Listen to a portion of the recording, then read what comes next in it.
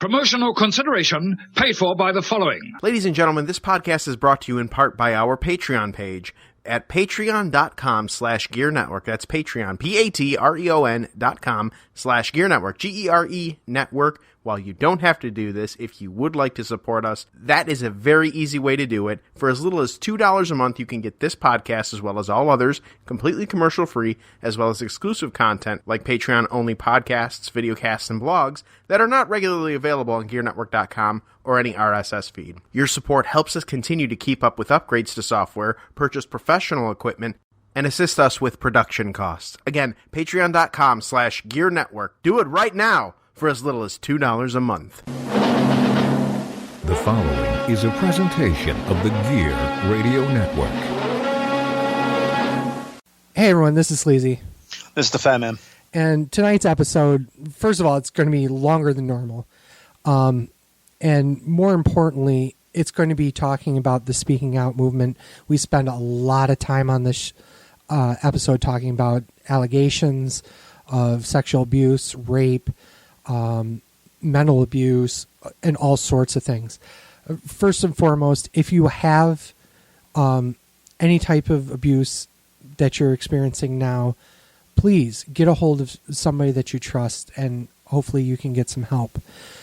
Second of all, a lot of the things that we talk about may be triggering to some people who have had a history of sexual abuse. Viewer discretion is advised for something like this, you know. And lastly, and I want to say this very, very emphatically. Everything we talk about is an allegation. Whether or not it's been substantiated or not, we don't know for sure. There's been a lot of misinformation out there. There's been a lot of accusations that haven't been proven true or false. And we want to say that we're only reporting what we know. We can only tell from rumors, innuendo. We don't have facts. All we have are, we really truly only have screenshots. We only have stuff that could potentially be doctored. We have stuff that's hearsay. We're not saying that it's true. We're not saying it's false. We're just reporting what we've heard. We're reporting what we're seeing. So from that, let's get on to the show. So Fat Man. So Sleazy. Normally we have something funny to say here, and I'm actually having a hard time actually figuring anything out to say. Well, I guess this show's going to be called, what, the Special Report with Sleazy and the Fat Man? I really don't know. Let's just get into it on the wrestling show.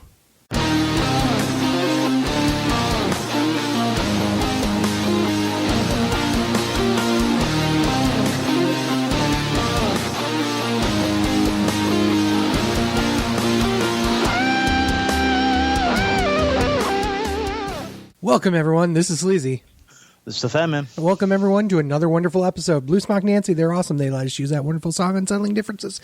You can find them on iTunes and Spotify. So, obviously, we don't have anything to review. But some things came out. I mean, that's the understatement of the fucking century. So, normally what happens is we'll tape a show and nothing comes out till like the day after, and then maybe one or two medium things come out. Yeah. Well, shit went down last Thursday. Holy shit, yeah. Like, it went down. And this is going to be literally all news and rumors. Let's get into, you know what we're talking about. It's a wrestling show. What came out? The hashtag speaking out trend movement, whatever it's called now. And a lot of wrestlers, some that we worked with, have been named in this. Okay, so I have a list of every person that's really been pointed to, and basically I can go through and basically talk about each one and what the allegations are. I want to start off before we actually go down the list. I want to throw this out there. We've been on the air for 7+ years. Okay. Yes. Mm-hmm. I don't know about you, but I am pretty sure I've said some really heinous shit on this show. We've said some. The word off color tends to pop up a lot in our vocabulary. I think we need to start by apologizing to anybody who's ever been truly offended by some of the stuff that we've said. And I think that for us, and because of what's come out, we've gone through a lot of, just fun shit, and I have multiple moments in the back of my head of things where I'm like, probably shouldn't have said it at that time, but whatever. The point is, a lot of that stuff has happened in the past. We've grown as performers, we've grown as people, we've grown as, wrestling fans. And I think now is a good time to really, truly look at what this business is and truly start cleaning it up. And part of the reason why we're doing this show and picking everything apart here is to show that everyone on this list has had not the greatest past. Some of the stuff that you're going to hear tonight are, for lack of a better term, it's going to trigger some people because a lot of it is sexual abuse, sexual problem, or rape and whatnot. Some of it's just going to be a little bit more. I don't want to dismiss it completely, but a little less problematic. Like, for instance, Sammy Guevara is a great example. He said something in jest that was absolutely something he should never have said. That being said, there are other people on this list that have been accused and in some points multiple times accused of sexual assault. So I don't want to say that no one's story is, I'm having a hard time for words here because it's both pissing me off, but also I'm trying to walk the line of things happened in the past too. So people grow as time goes on. A lot of these, I don't want to say a lot of them, but a few of these allegations happened a decade plus ago. And we're gonna talk about it more, but I just want to put out there that this is definitely a people shouldn't throw stones in glass houses type thing. We've definitely said some things that have been off color. That being said, not that I'm aware of, neither one of us can sit there and say we've had a very problematic part of our past in terms of anything more than what we've said. So, yeah, I know that's good. You got anything to say, Fat Man? Yeah, and even the Sammy Guevara thing, I do my Sasha bit, and I never said I wanted to rape her. I did say that I have jungle fever, probably again not the best usage of verbiage. I still, but I never said any of that. We do our stupid Mary Fuck Kills on watch-alongs. Again, purely entertainment. Should we have said it? Probably not. Will we continue to say it? Probably. I mean, that kind of stuff is kind of it's done in jest. It's done as entertainment. I don't think that's the type of problems we're having. I think it's the problems where you start openly joking about rape and sexual assault.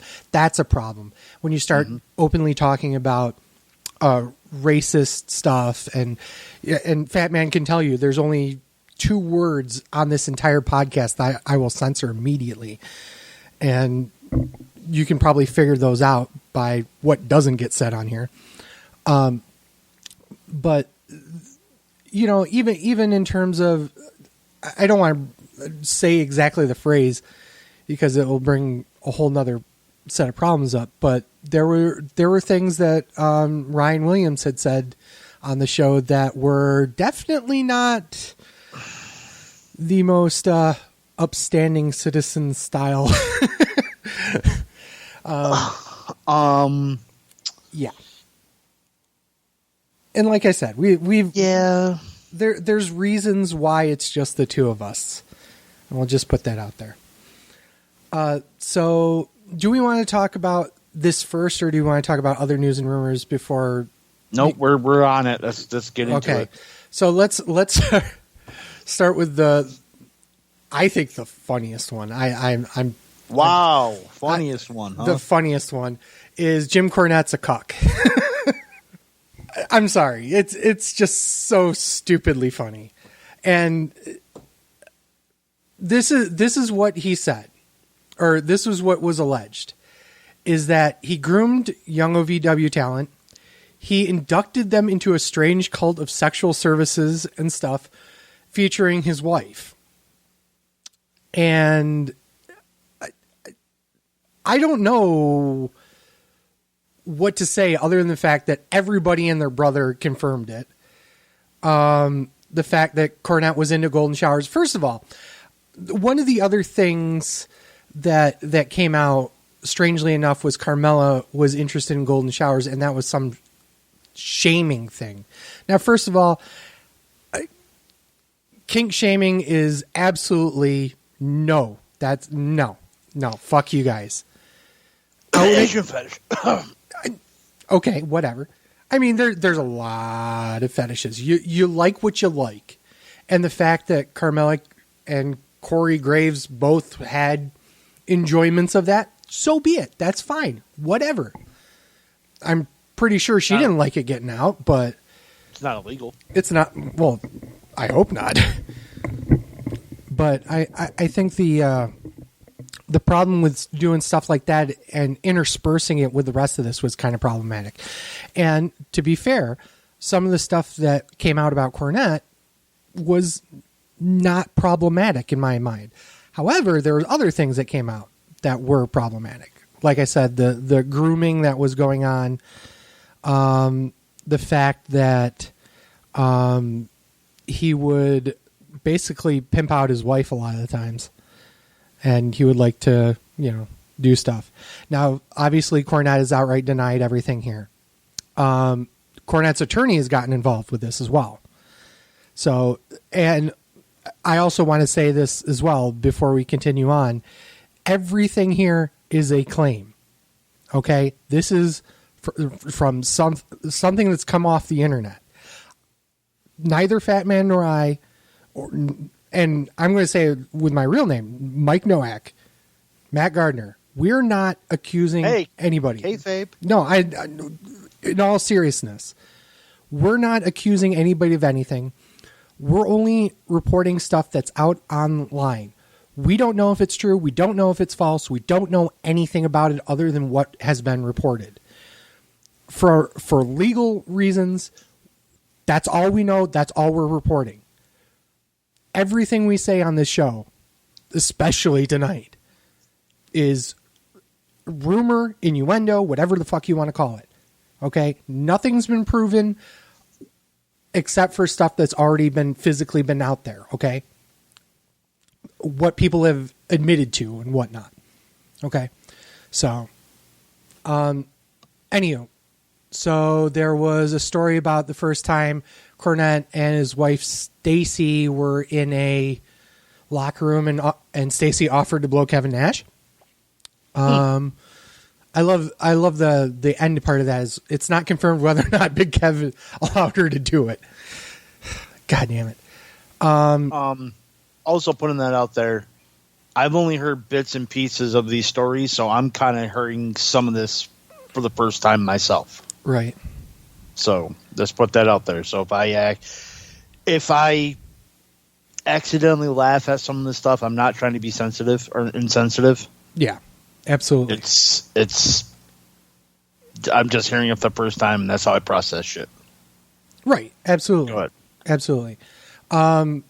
Cornette's kind of a weird situation because there's been, outside of the actual grooming of the OVW talent, there really hasn't been that many allegations specifically against him about sexual assault specifically. It's been more of guys that were getting involved because they knew it would cost them a spot if they didn't. And that's very problematic, obviously. So that's Cornette for you. The other, I dare say one of the biggest names on here. Yeah, I would say the biggest name on here is Matt Riddle. So this has actually happened twice now. There were accusations brought against him by Nancy Cartwright, who was basically, she's an indie wrestler, and she said that in May of 2018, she was riding with Matt Riddle. During the van ride, Matt asked her to hop on his dick. When she said no, he grabbed her by the throat and choked her. And then was forced to give him oral sex.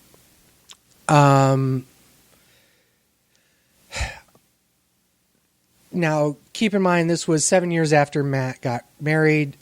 Matt's denied it. He's gotten his attorney involved.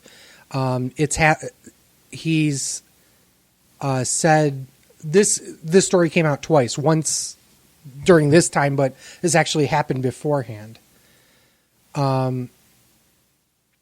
There's been a lot of rumor and innuendo that the timing of it was kind of suspicious about it coming back up again.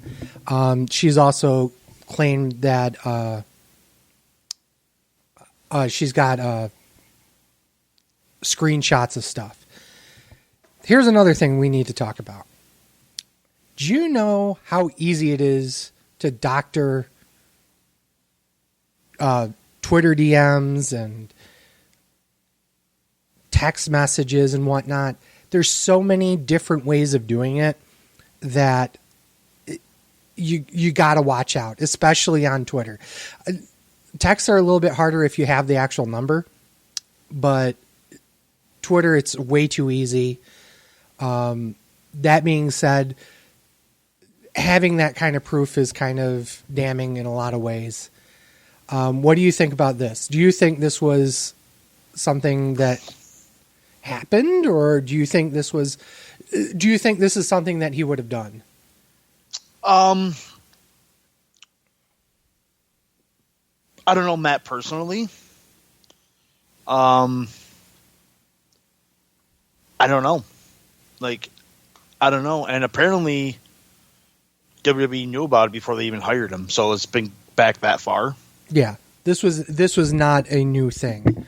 The only thing new about it was the new pictures, I guess. So I guess if WWE knew about it, they looked into it, didn't find anything wrong, didn't find credence to it, and they hired him. So I would say no right now. I don't think he did it, but again, could be wrong. Absolutely. Next one is another big one, Velveteen Dream.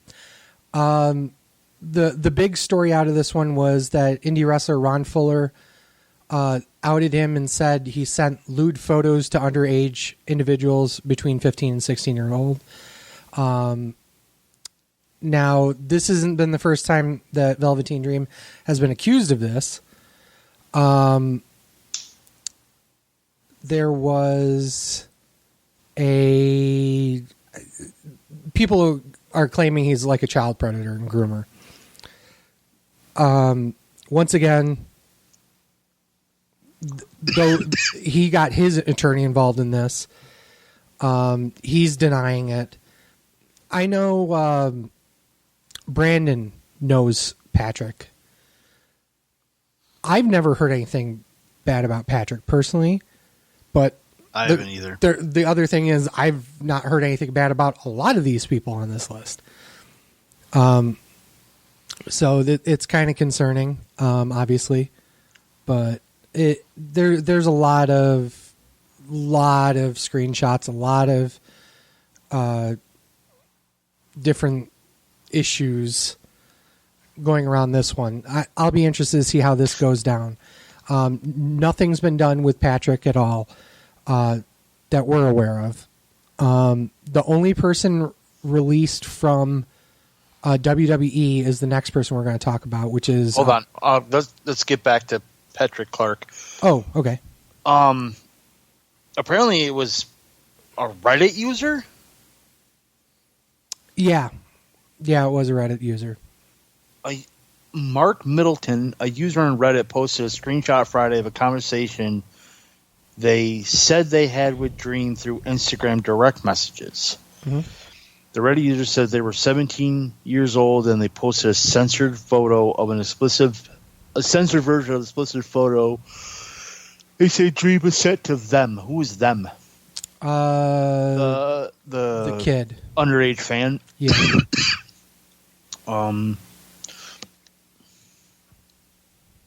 Cat's being an asshole. Jenkins noted that the Reddit user wondered whether Dream's account had been hacked, but said a phone conversation occurred and the caller said sounded like Dream. Like Dream? That's what you're going on? The user said their friends had also been sent explicit messages. Per Jenkins, the post has since been deleted from Reddit. Okay, so again, I made it sound like a dick there when I said the person sounded like someone. Again, these are allegations. We don't know if they're true or not, but flimsy. I can tell you I did hear the voice message, and honestly, it doesn't implicate him. Even if you assume for the sake of the argument that it is him, it doesn't mean anything. It's just a phone conversation. It's just it wasn't even a phone conversation. It was basically an audio clip. You know how you can send audio messages through Twitter and Facebook and whatnot? That's what it was. That's all it was. So, I once again, I don't know the full story. We don't know the full story. I'll be interested to see how it goes. Austin Theory was... the allegation was a fan who was 13 years old, who was female, said Austin Theory added her to the Snapchat Messenger, very gross things. And she had no proof of the Snapchat messages. As she said, Austin Theory made her stop saving them so her messages can remain a secret. Okay, I'm not into the Insta Snap shit. I don't even have Snapchat. I don't have no clue what it is. But what I heard isn't the point of Snapchat is after like 10 or 15 seconds, the photos disappear anyway? Yeah, I think it's 24 hours. But there's ways to save it, yeah. Oh, see, I don't know. She had somebody else that corroborated her story. No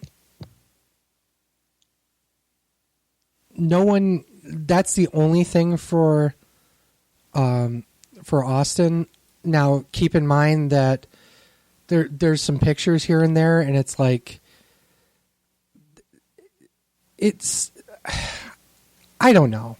I really don't know. Some of the stuff that's like there's a picture of her and Austin together, and it's like it could be a fan. Well, that's the thing is that the point of the picture was her proving that he was pulling her closer than she would like. And how do you tell that from a still picture? Exactly, and don't get me wrong. Once again, we don't know. It could have happened. This is very, very important to say that all this stuff could happen. I'm not defending anyone. I'm not saying it did happen or anything. We're kind of playing devil's advocate, right? We're trying to do our best to be as objective as possible, and that's so hard right now. It really is so hard because it's like saying, yeah, he forced me to stop saving the pic. How is he going to force you to stop saving? What's he going to do? Right. Over the internet. when he's thousands of miles away, most likely? How is he going to stop that? Right. I don't understand. Yeah, and it's problematic. And again, it 100% could have happened. We just do not know. But I just watched a movie last night called Just Mercy, and it's about evidence and about how this guy clearly wasn't involved in the murder of someone, and he got put on death row. And it's pretty much about finding evidence to, clear him. So I'm kind of in that mode right now. Yeah. Well, it's important. The evidence is flimsy, but at the same time, it could 100% have happened. Absolutely. Next one is Darby, my favorite, Darby Allin. I didn't hear that one either. Darby Allin was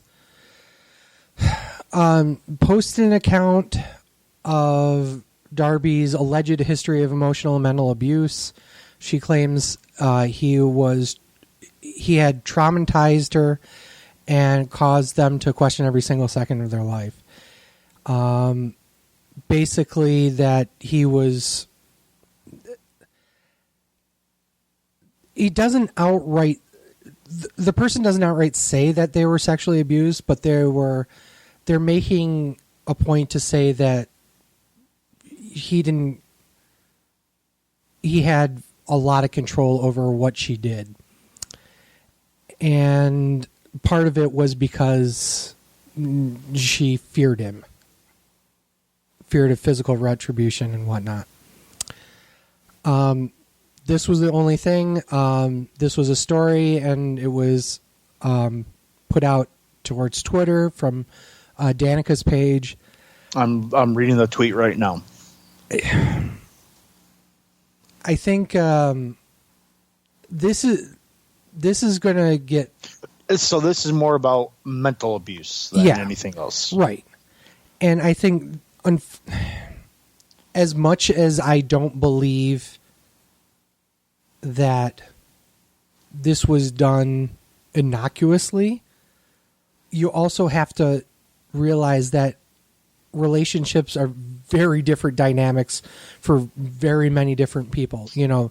What one person sees as emotional and mental abuse, other people see as a completely consensual relationship. And just because you and I see it as something strange doesn't necessarily mean it's the case. Also, the opposite's true, where we do see sexual assault there when actually it's just two consenting adults doing what they want to do. I have to give Darby a little bit of a pass here only for that reason alone, because we don't know what actually happened in that relationship. Right. And I believe that if she felt that way, that's a very valid thought process. You need to get away from that. You need to step away from that. That doesn't mean that I'm trying to walk this line. It's very hard. But it also doesn't mean that... Yeah, we don't want to come across as sounding like insensitive pricks during this time. Right. But we also want to talk about what's going on, but we weren't there, so it's hard. It's hard to do. You can't truly say what happened from one side of the story. Right. And we're going to get down that road more than once. So you can't just see one side of the story and expect that is the truth. It's never the truth. It doesn't matter. Goddamn fucking Dr. Phil. No matter how thin that pancake is, it still has two sides. And you can't truly say, hey, Darby's completely in the wrong here. You can't say that, she's not telling the truth at all either. There's going to be elements of truth on both sides of that. So, one of the other things that came out in our lists, actually it wasn't on a list. Brandon Stroud, his name came up. So many people that have listened to our show know who Brandon is, and we reference him a lot, reference his writing a lot. He's been accused of using his influence in improper ways. And he's admitted as such to it, and he's apologized for it. And since all of his social media has been deleted, I have not seen anything get posted on the Uprock site anymore. At least over in a week now. Nobody's done anything.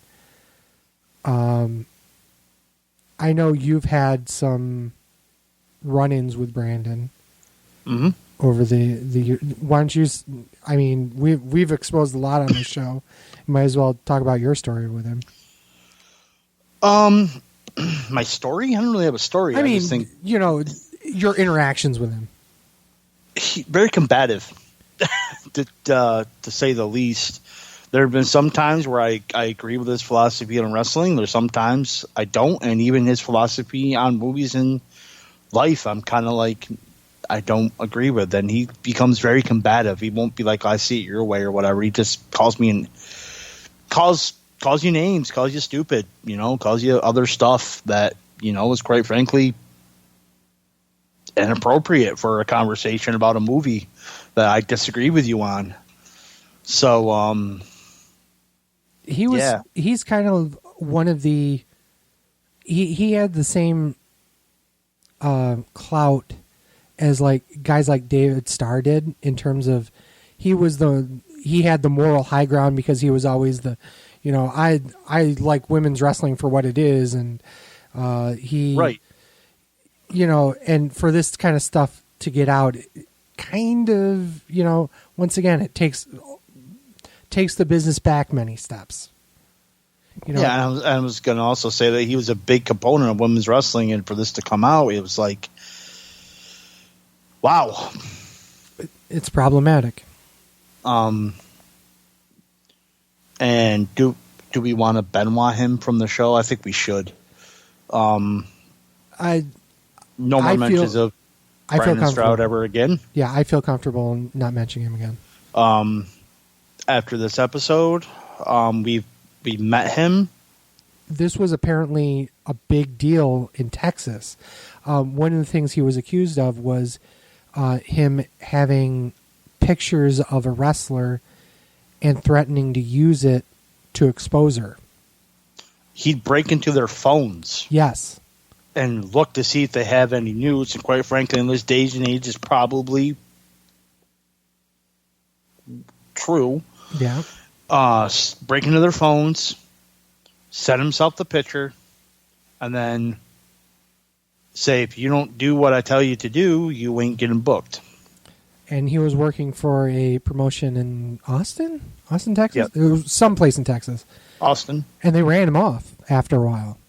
And we were both wondering why he ran him off. Because he never really mentioned why he left. Because we've had conversations. We met him in person. We have conversation with him several times, actually. And he said that maybe he did. Maybe he said something about how he was, he wrote 2 movies, got them made. So maybe he used that as cover. We're getting run off. Yeah. But there was also accusations from other females that, I'll put you in my movie if you sleep with me. Yeah.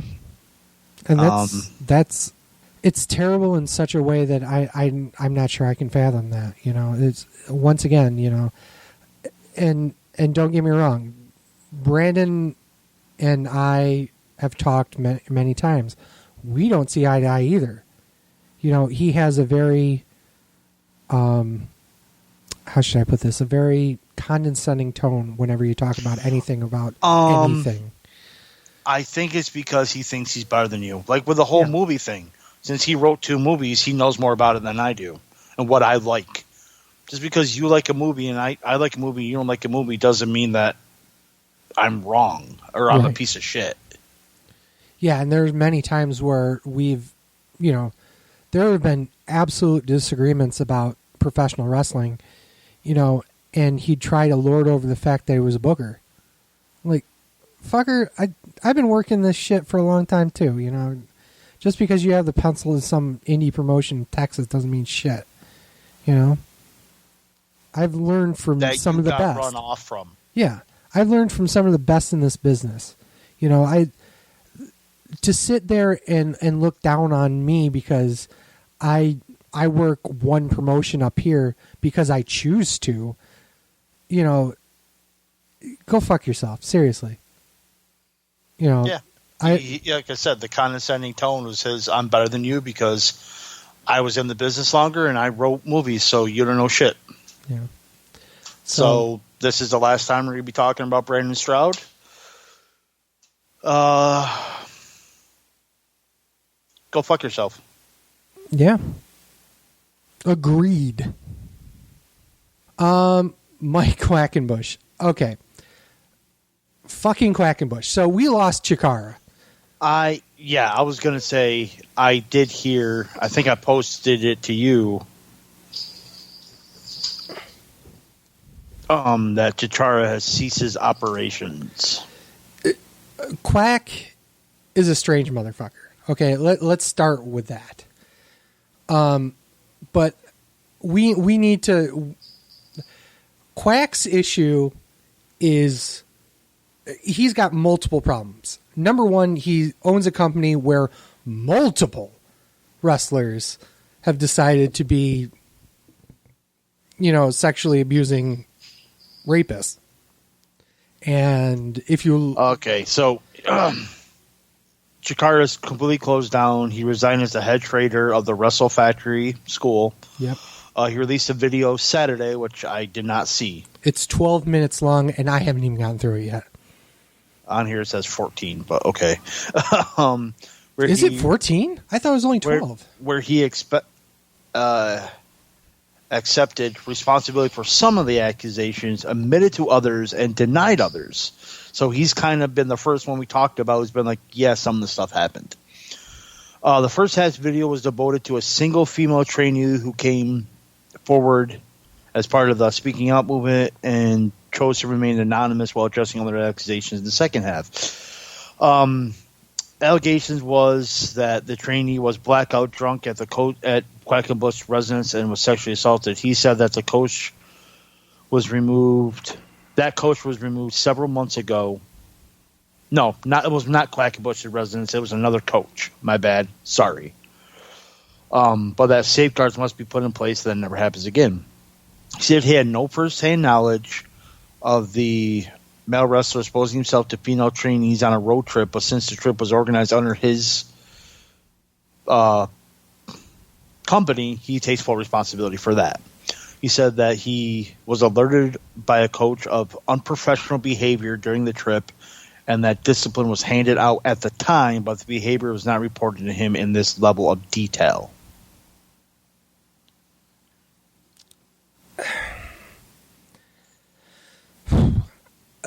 So that's only part of it. Yeah, that's just a scratching of the surface of it. CZ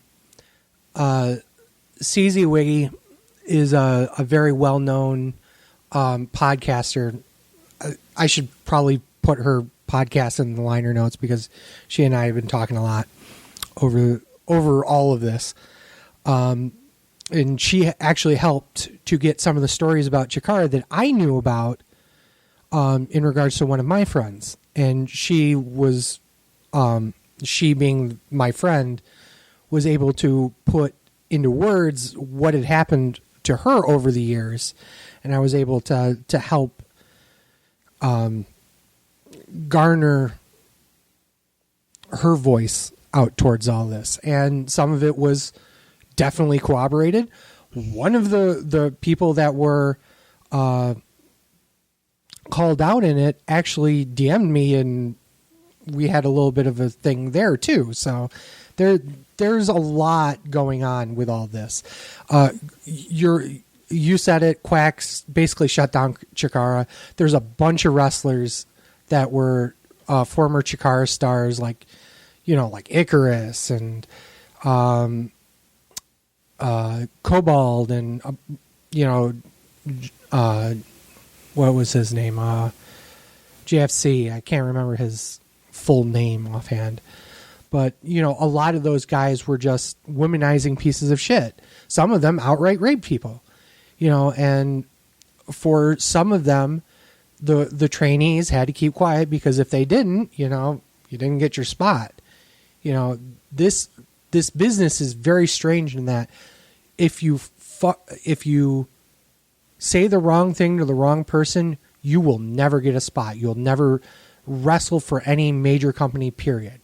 So a lot of the stuff that's coming out here, you have to give a little bit extra credence to because you have to keep that also in mind.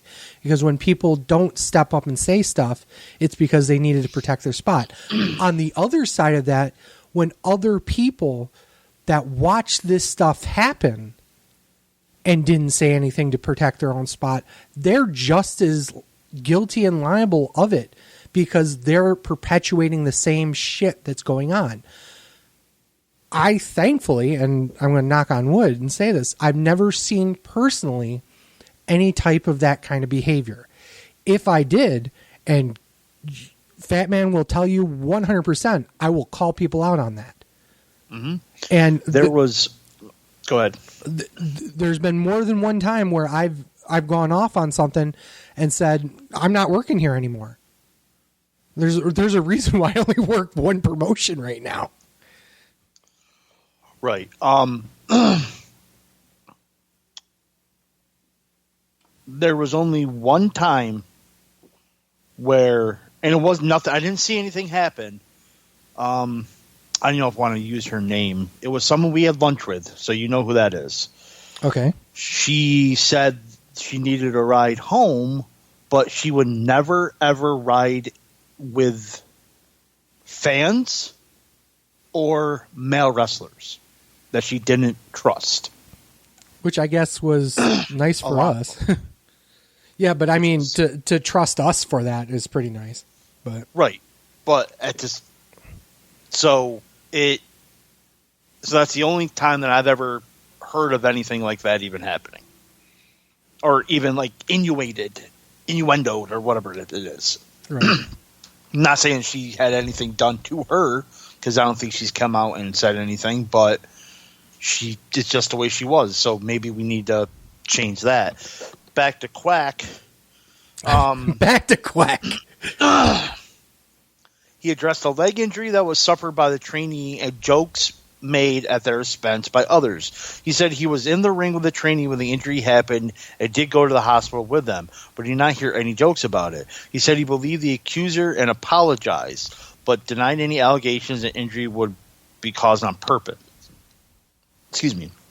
He also stood by his call for not letting the woman continue training due to the injury, denying any manipulation or gaslighting, saying she didn't have the proper upper body strength to safely keep doing it. He denied allegations where he said he was openly talking about his sex life, saying he'd never done that publicly. He has admitted that at 2 points in his professional life, he was involved with active Chikara performers, but they were consensual, and there were two are free, and those who are free to talk about it if they choose. He denies ever being involved sexually with a trainee. He doesn't recall making a comment about an attractive female fan at the event or a trainee later having sex with that fan, but apologized and expected responsibility, giving the accuser the benefit of the doubt. So, and I guess he made he got emotional addressing allegations. He made inappropriate comments against a wrestler with autism. He said he didn't hear the comments but believed the allegations and apologized to his friend. He also said he very well might have been a narcissist during that period and apologized. He admitted he did likely use homophobic language a decade ago, but didn't recall making other remarks. However, he should. Wow, this writing's fucked up. However, he should own that he did and accept responsibility. And he did say ignorant things in my past. He said he didn't do enough to change the culture, and reflected on an exit interview with a trainee where he said how awful it was to hear anti-gay slurs being used aloud. So this is like I said before, this is the first one we talked about to where he essentially comes out and admits some stuff and doesn't deny and denies other stuff. I think it's important to note that a lot of the stuff that he admits to were absolutely things that he could have prevented and didn't. Go through and read that statement or watch the video. He takes responsibility because it was his company, but he never did it. Right. So, but he knew about it. So those were what we were saying, what you said earlier. He should have stopped it.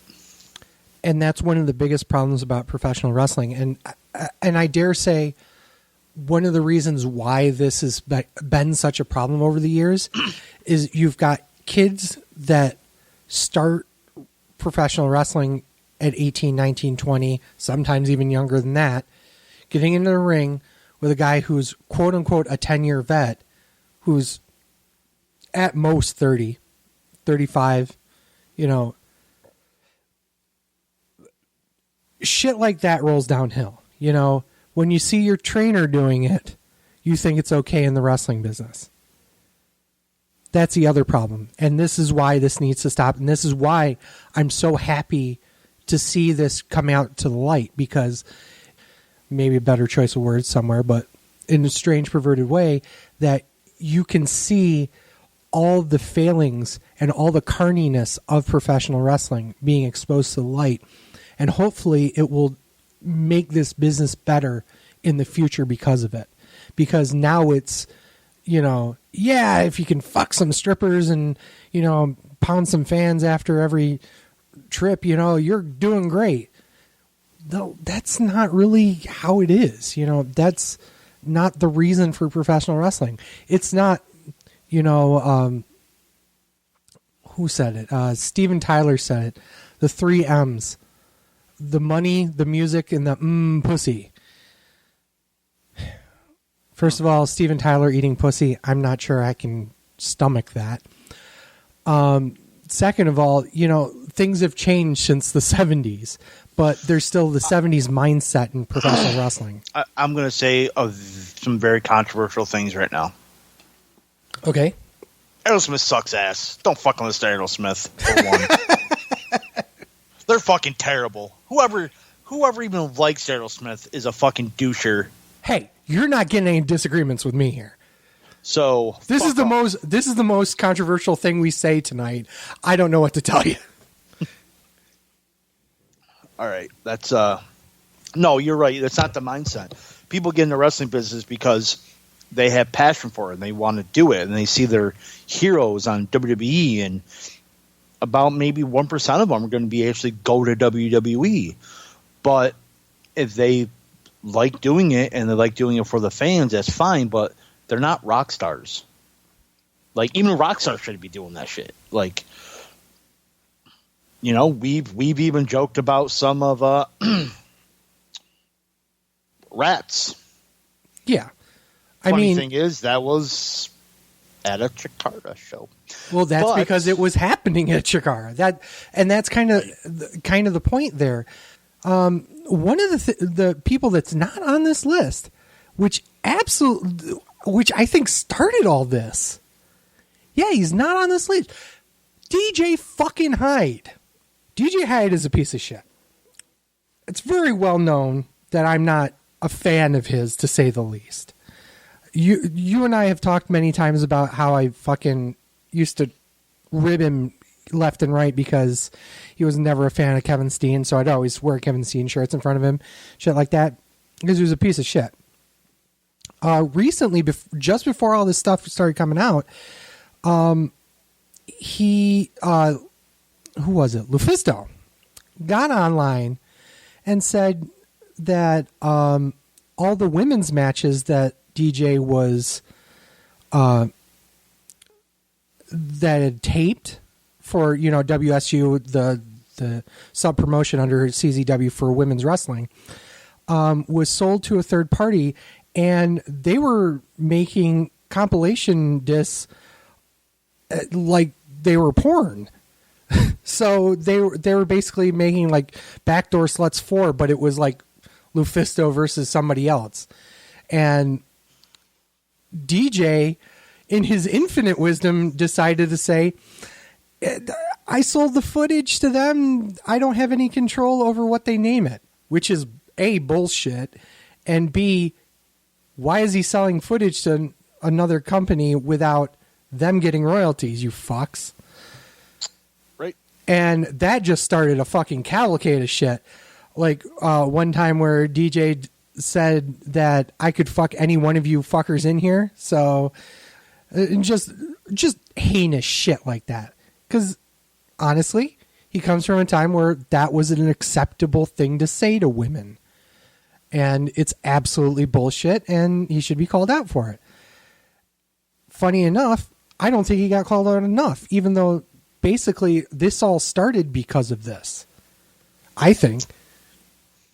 So, let's continue on the list. Marty Scurll, he had, the claim was he was sexually inappropriate with a girl when she was 16 in the UK. And the point I want to make there, and this is going to get so much fucking bullshit. No, it's not bullshit. So we talk about the age of consent a lot out there. You know, it's 18 for the most part here when it comes to pictures and stuff. But certain states here, it's less than 18. Sometimes it's 17. With parental consent. Yes. Well, even in some states, it's not even with parental consent.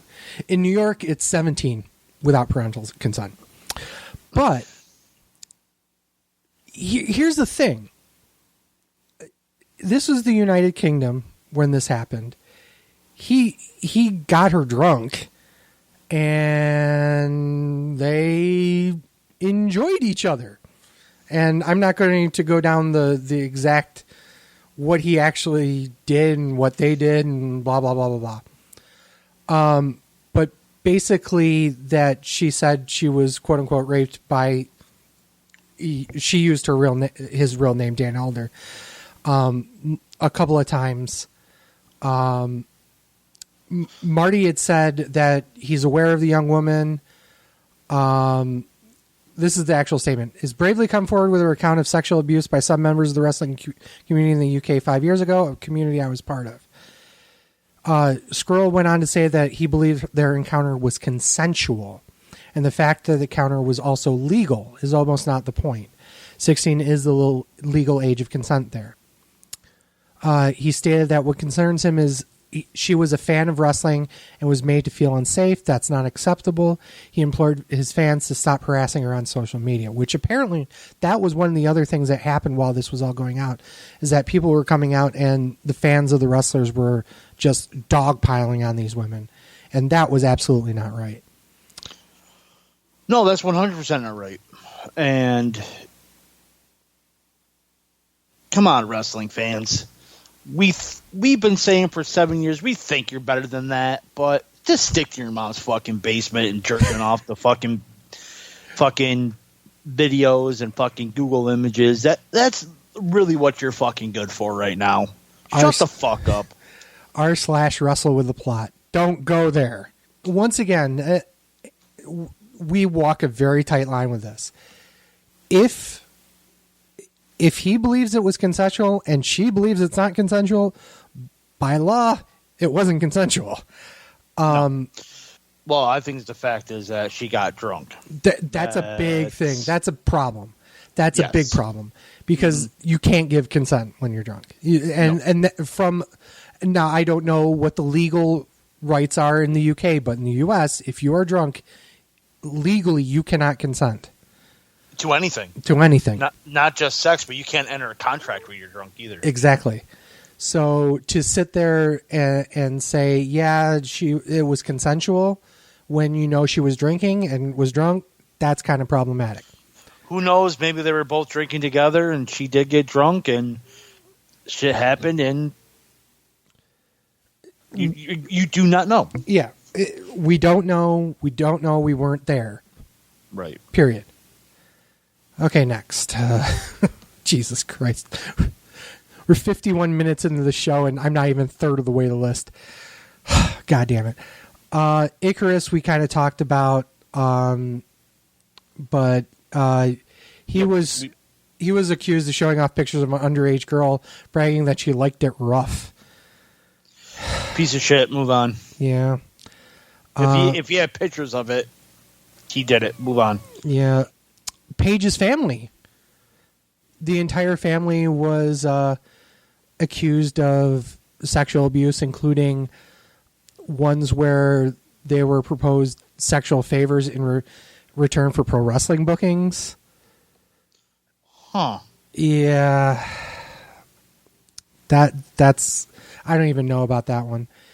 So one of the pro wrestling's biggest LGBTQ federations got slapped too. Matter of Pride co-founder Rick Colato, he was accused of by wrestlers of sexual misconduct. Multiple people claimed that he decided he was going to make some interesting advances towards some of the people at Capital Wrestling. Yeah, there was a couple of different people that have said stuff about him. I don't know if it's true.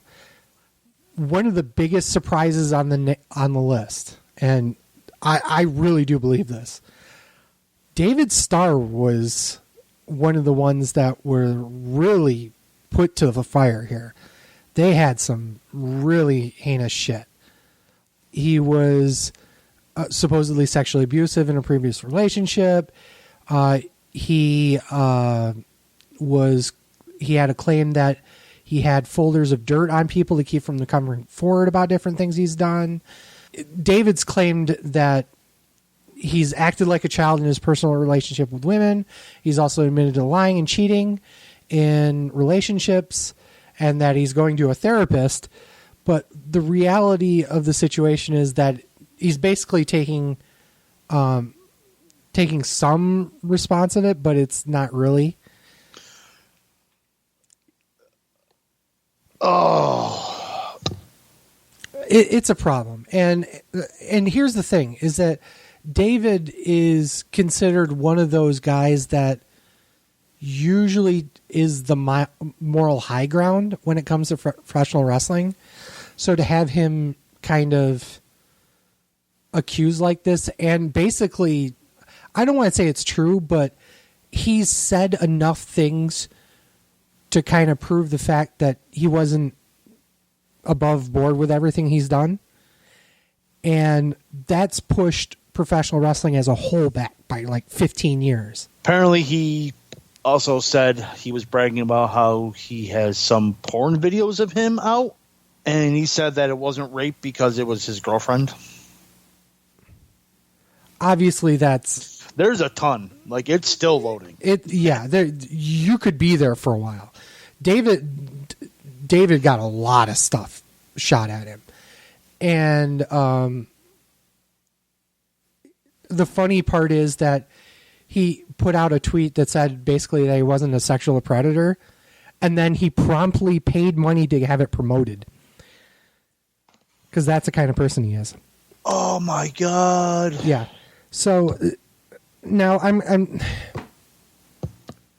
to tell a story here. Whether or not this is appropriate or not, I don't know, but it might give you some idea with how he is. So a few years ago, David had been working for Excite. He worked the show, 3 years ago. Mark was still there because it was me, JP, Jackson Smart, if you remember Jackson Smart. Mm-hmm. And David was telling a story about how he was working backstage at WWE. Ooh, David? Yeah. He was working, I think, as an extra or something. He was not there to work a match, but he was there to do backstage stuff. Okay. And this was back when Paige was still working on the main roster. And he tells the story about how, he decided he was going to wear some leopard print because he knew that that's something Paige really wanted, so he could go and try and fuck her. And he, gets all the upshot of the story is that he got some sort of sexual comment out of her, and that was it. He was seeing someone at the time. He made it clear that he was seeing somebody at the time, but he was very happy to go fuck Paige. And the realization for me to see how much of a piece of shit he was started at that moment. This was before he started the whole wrestling union for everyone, and everyone needs healthcare and blah, blah, blah, blah, blah. The stuff that he talks about was very self-centered. I've always said that. Don't like the guy. Never did like the guy. I like some of the things he talks about when it comes to professional wrestling and unions, but that does not mean I like him. And that's one of the reasons why I don't, because I think he's a womanizing piece of shit. And that story proved it, and watching all this stuff come out about him just kind of proves what I already knew about him.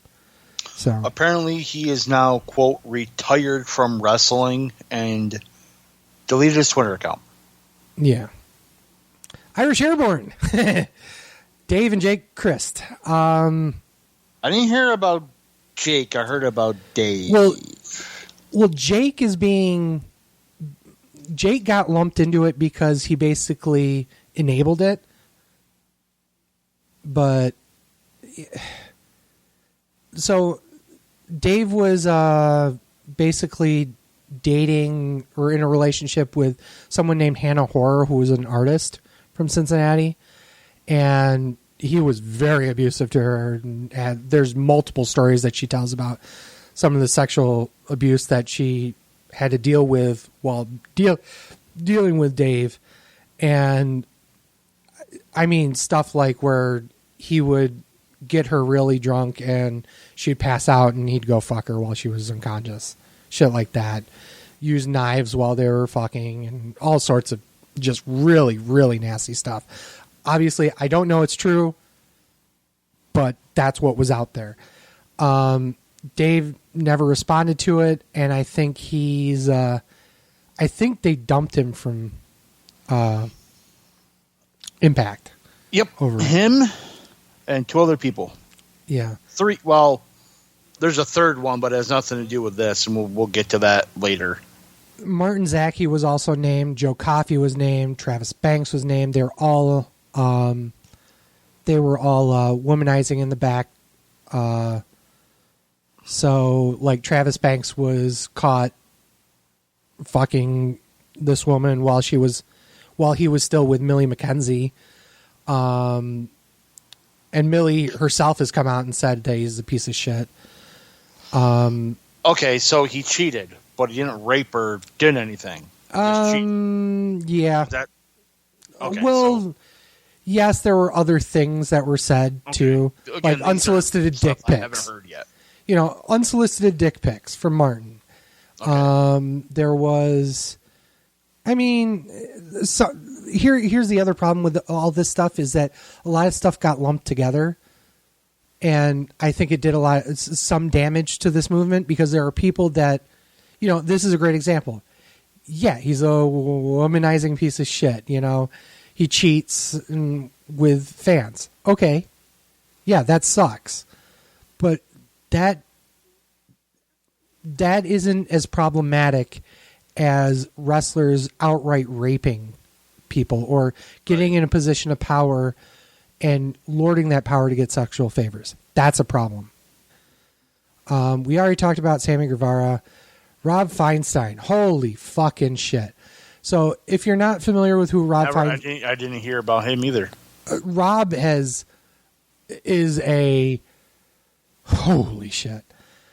Rob is the owner of RF Video. RF Video is probably well known for making like shoot interview videos, and they're a big video distribution center. Pretty much everyone knows that Rob is a fucking pedophile. Yeah. In 2004, allegedly Rob Feinstein met a 14-year-old boy through instant message. They made plans to meet and hangouts in quotation marks, at the boy's house. He claims that his sister was partying in New York and his parents were away, and gave Feinstein his address in Chicago. When he arrived at the boy's house, he was welcomed with news cameras and then drove away. Soon after, he resigned from both Ring of Honor and RF Video. Feinstein would end up taking back control of RF Video, but never again was involved in ROH. When the situation took place, many people were scared, not only for the future of, again, this was in 2004, the future of TNA's relationship with ROH, but the future of ROH as a company. If it wasn't for Kerry Silkin, ROH probably would have went under. But luckily, Kerry believed in the product so much and in the guys on the roster that he spent the next 7 years funding it as the owner before selling it to Sinclair Broadcasting in 2011. Mm-hmm. Feinstein actually claimed a few months ago, I don't know when this was posted, it doesn't say, that it was all a plan by Kerry and other ROH front office's staff to get him out of his job. So Feinstein thought it was a setup.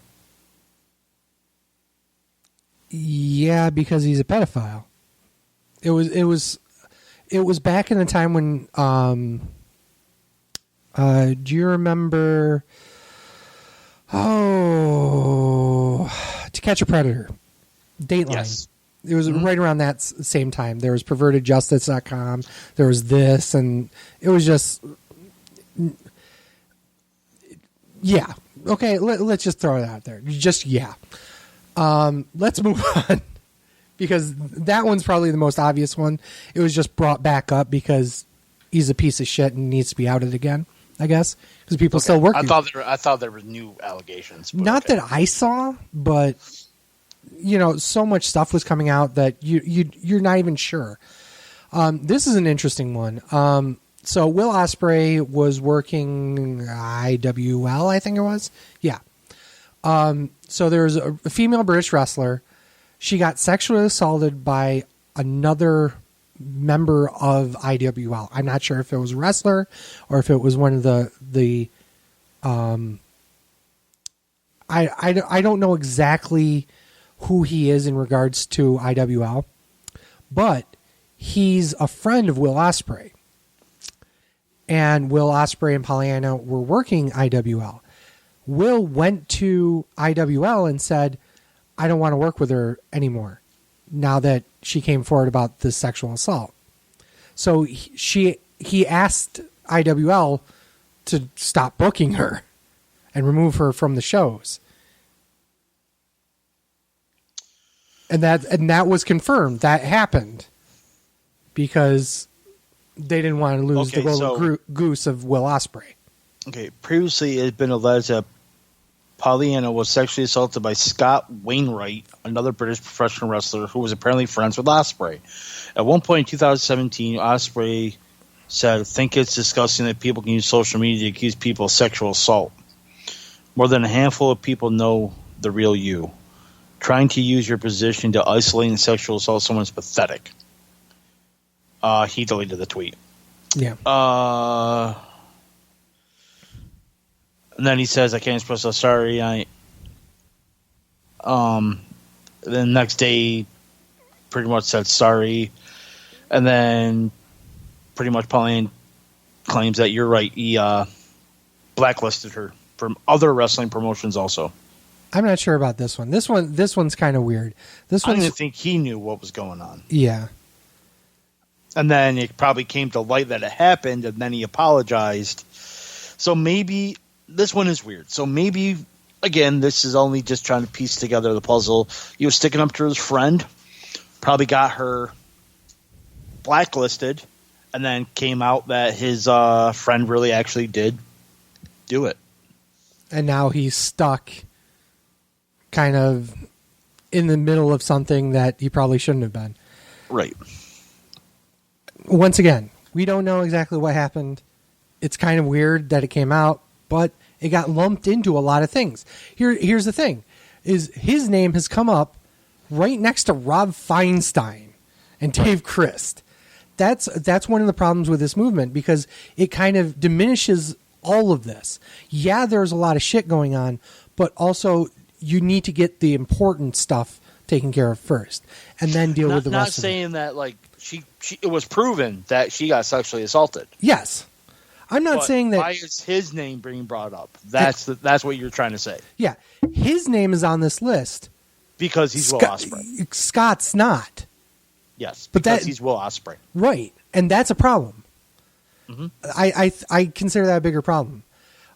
Chino Ray's, it came out that he was being a dickhead and blackballing people if they worked other companies in Texas. That shouldn't be on this list. Honestly, that really shouldn't be on this list. Is he a piece of shit promoter? Yes. Don't work for him.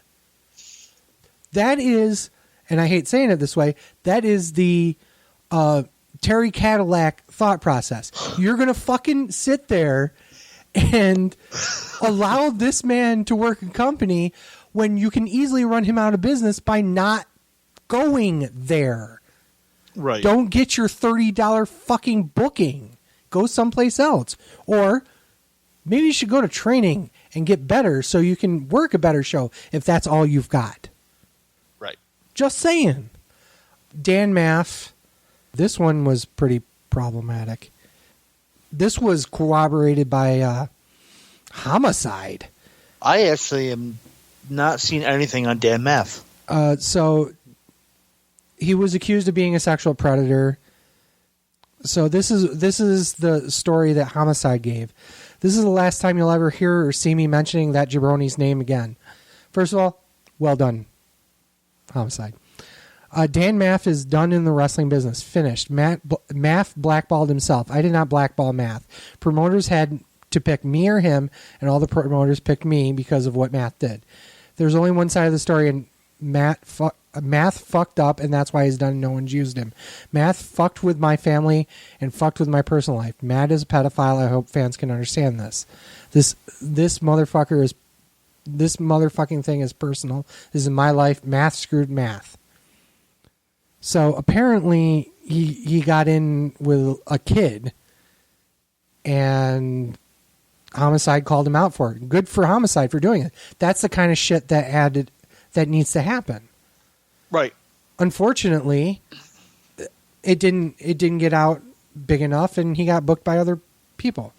Mm-hmm. Here's another one that fucking shocked the shit out of me. And once again, I'm friends with this guy. You and I both worked with him, and he got fired from MLW over this. Mark Adam Haggerty. He was having inappropriate conversations with a 15-year-old. And it was bad enough, and the proof was pretty out there that they outright canned him. He brought up how he was naked and how he made crude jokes to this kid, and it was pretty problematic. Yep. Following text showing inappropriate exchanges with himself and an underage minor. And it was very well known that he was a minor because he said he was in high school. 15-year-old kid. The kid and their parents were. The kid and their parents have consented to this being shared and will remain anonymous. Oh, okay. Pretty much. Yeah, and you take a look at some of the stuff that was said, and yeah, that no. And this shouldn't be a shock to anyone. Mark's gay, so to have somebody who is already in a very tiny minority in professional wrestling get outed like this is very problematic, because it shows how systemic this issue is in professional wrestling. Unfortunately, the sport that we've spent years and years being a part of. Yep, it's kind of a little upsetting, isn't it? It is, and I've had a lot of time to think about a lot of the stuff that's happened, and it's just making me more and more upset about it, and it's made me really truly step back and look at professional wrestling and say, is this something I want to be a part of anymore? And and I don't mean that just from, being a manager, being at Excite, but this podcast as well. Yeah, we talked about it. And we talked quite a bit off the air about this, and it's getting to me. It really is getting to me because. And we still got a lot more people to talk about too. We're not even halfway through the fucking list. Kirk White, who's a promoter, got called out because he tried to touch one of the wrestlers inappropriately. He's also groomed other wrestlers, tried to use his power. Aaron Epic, another, he had a wrestling school under him in Florida. So there are just so many fucking, the owner of the dojo was convicted of sexual battery of a child in 2011. Okay. And they let him open up a dojo? Let him open up a dojo, and he hired a bunch of people that also had sexual abuse issues. Oh. So I'm not even going to go through the deeper stuff of that. Russell Payne, she has some pens. Jimmy Havoc, another big one. Trent Seven. Havoc had rape allegations brought up against him. I don't know what they're doing with him because that one was pretty. I don't want to say he was. It was corroborated, but it was definitely enough that AEW took steps on it. Trent Seven was. Trent Seven's one was kind of weird. A woman came out that said that the details were hazy because she was drinking that night, but she claimed to witness Seven flirting with 3 girls, and they were all underage. But he kept trying to pursue them. I don't know what to say about that one. It was hazy. Yeah, well, he's getting his lawyer involved because that's a big fucking one. Because you're basically claiming he's a pedophile. Yep. And from a woman named Megan, who stated that the details were hazy because she was drinking that night. She claims to witness Seven flirting with 3 girls at the WWN Progress show during WrestleMania 33 weekend. And he claims the girls were underage and not interested in Seven, but he kept trying to pursue them. He allegedly tried to get them to go to the bar with him, but he wasn't acknowledging their apprehension. Megan then inserted herself in the situation at the bar.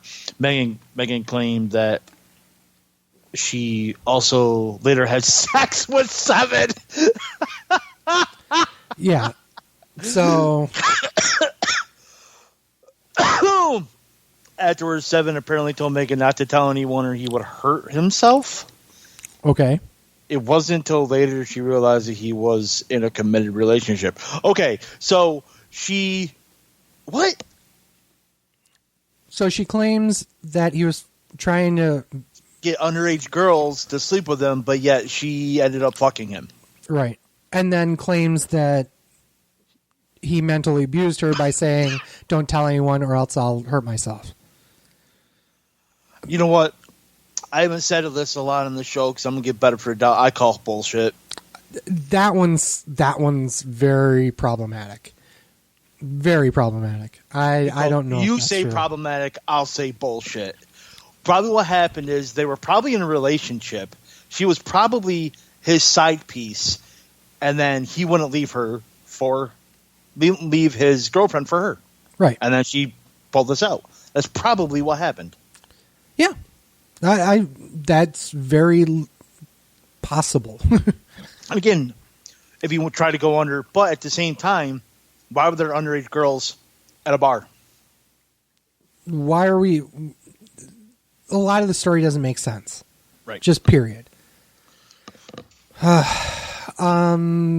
Mark Perry was groping women when he was at shows. I don't even know anything else about that one. Wolfgang, who's a NXT UK superstar. A lot of these were British ones when this first started. Yes. Mm-hmm.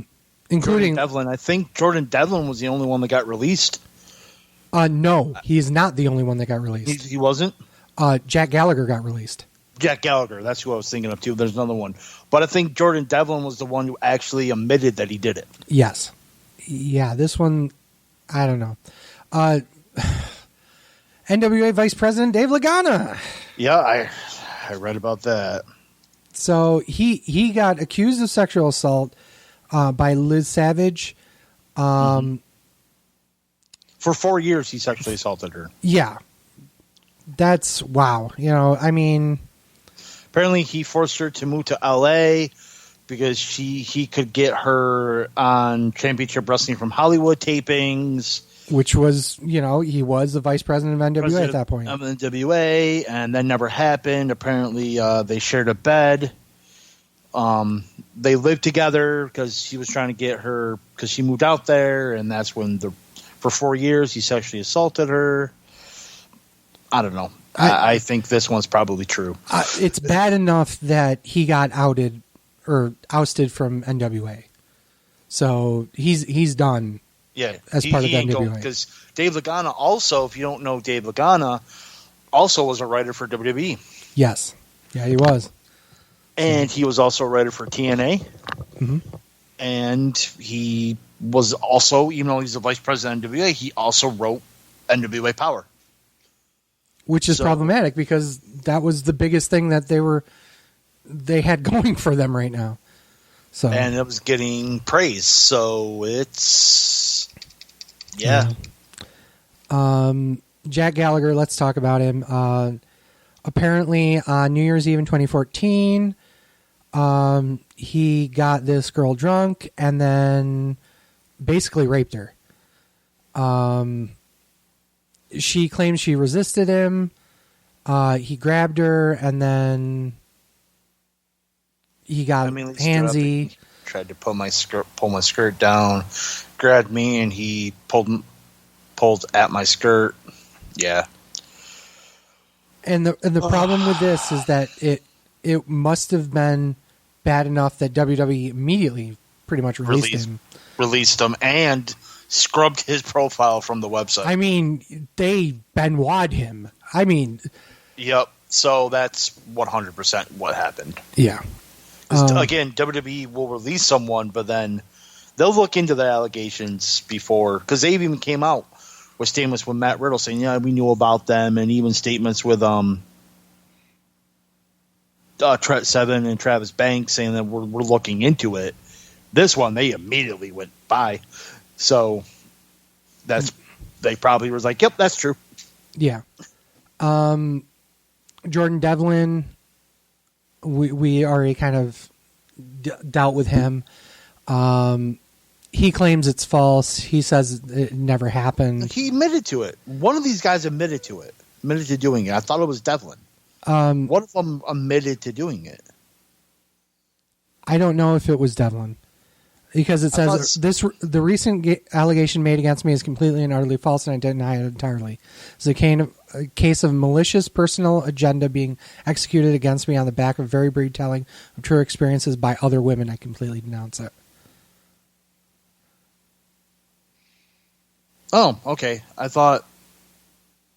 Yeah, so he claims it's absolutely not true. It. Okay, yeah, there it is. I thought somebody came out and said, yeah, I was a piece of shit. I did it. That's down the line. I think that was down the line. AEW announcer Justin Roberts. Yep, I heard about that. Underage girl. So on that one, I did look at the screenshots that the girl posts on Twitter, and there really isn't anything bad in it. At least from what I saw. There could have been more. But from the ones I saw, it was just, she was underage. Yeah, he was trying, you could easily tell he was trying to get with her, but he never made any sexual advances towards her. And the other thing is, she was 17. And she was British, I think. Wasn't she British? Mm-hmm. I want to say she was British. And this also happened when he was a WWE announcer. This was back then. So that's an interesting thing. Well, let me actually... because I don't want to put my foot in my mouth and be like, blah, blah, blah, but then all of a sudden be like, no, you're wrong. Right. It says screenshots of a 17-year-old girl, 2014. Yeah, this story. I have this list. I'm going to throw this out here. Ringsidenews.com. They Guess kept where I am at right now. Oh, sweet. This is where I'm getting this list from. I can't believe we have a fucking list like this, but whatever. And I'm trying to go through this as we're going down these because I don't even know a lot of these myself. You know, I every time I heard one, I'm like, God damn it, what the fuck do they do now?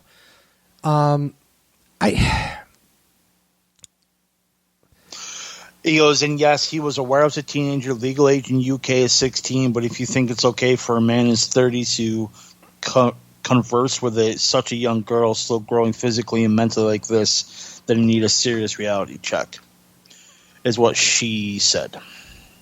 How old is he? He's 40 now, so that would have made him 34? Yeah, 34. Mm-hmm. And the screenshots are loading on mine, but yeah, I can't see him either. I will say that I've heard enough about this to know that he was doing it. There's no no. I'm not saying that he wasn't trying to get with her, like, which is bad enough to begin with. But like what I saw of the tweets, it wasn't like he was like showing dick pics or nothing. He was trying. He was just trying to get laid. Yeah. And again, yes, she is right. Legal age consent is 16, and yes, you shouldn't take advantage. And she was 17 at the time, so legally, there's nothing wrong with it. But again, the guy's was what? He was 36. He was 19, 20 years older. So that's also very wrong. One of the things, and this is one that I heard not too long ago, and it disgusted me in such a way that it makes me lose hope for humanity. And this is no joke. One of the things that pedophiles do is they look for kid photos where technically they're clothed, but they're not. They're in suggestive poses or in bikinis and stuff like that.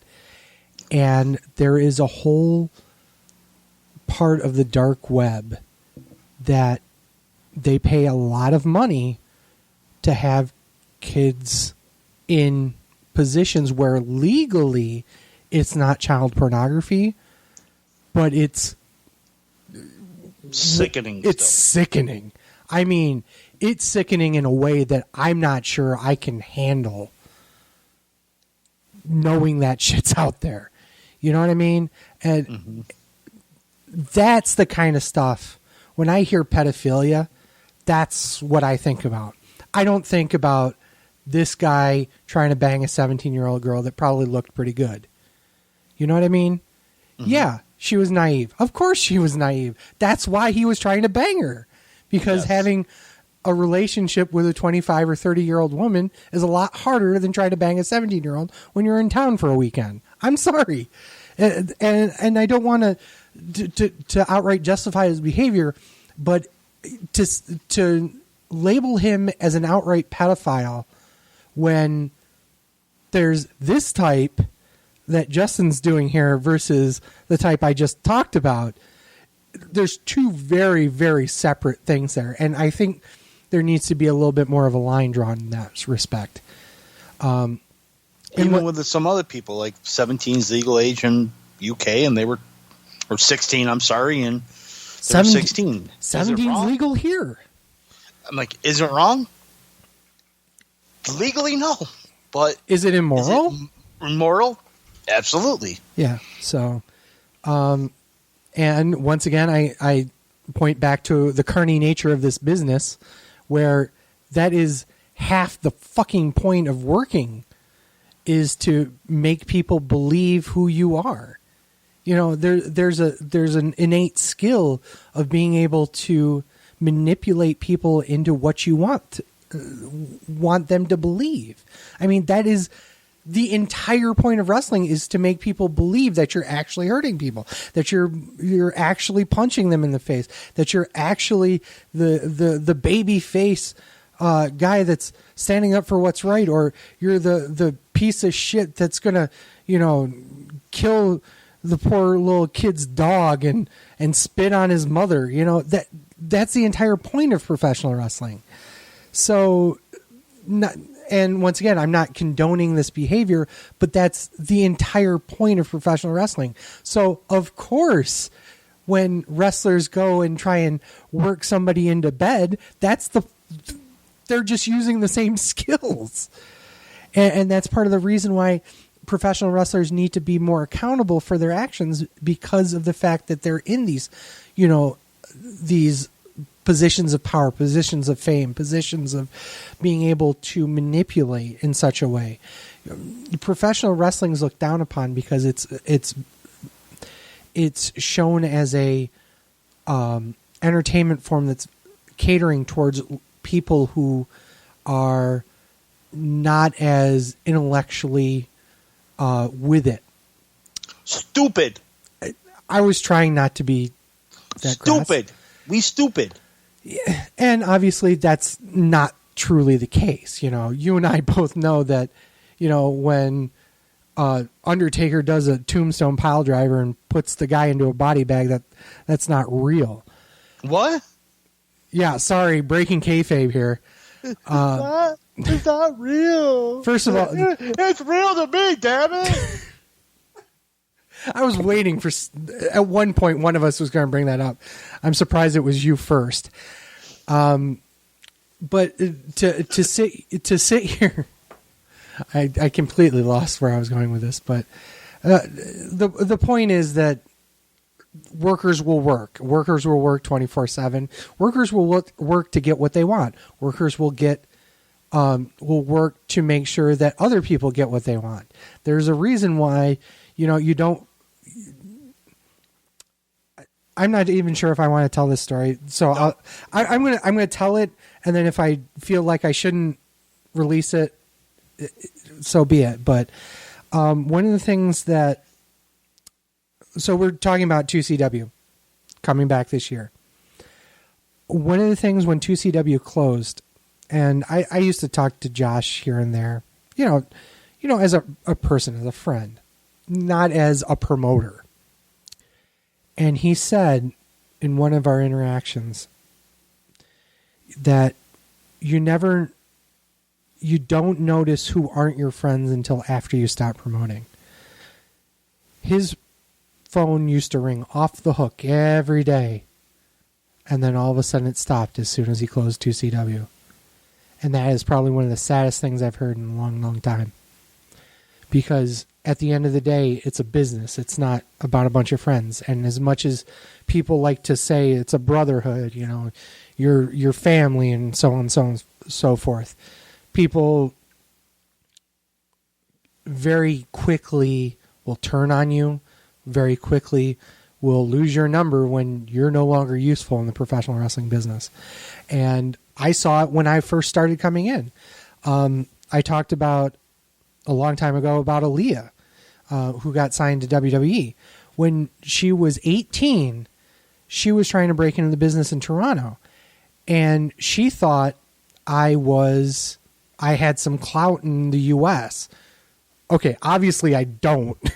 I know Mike Rosario, who hates me, and Moose, who I wouldn't use that contact for years because I respected the friendship more.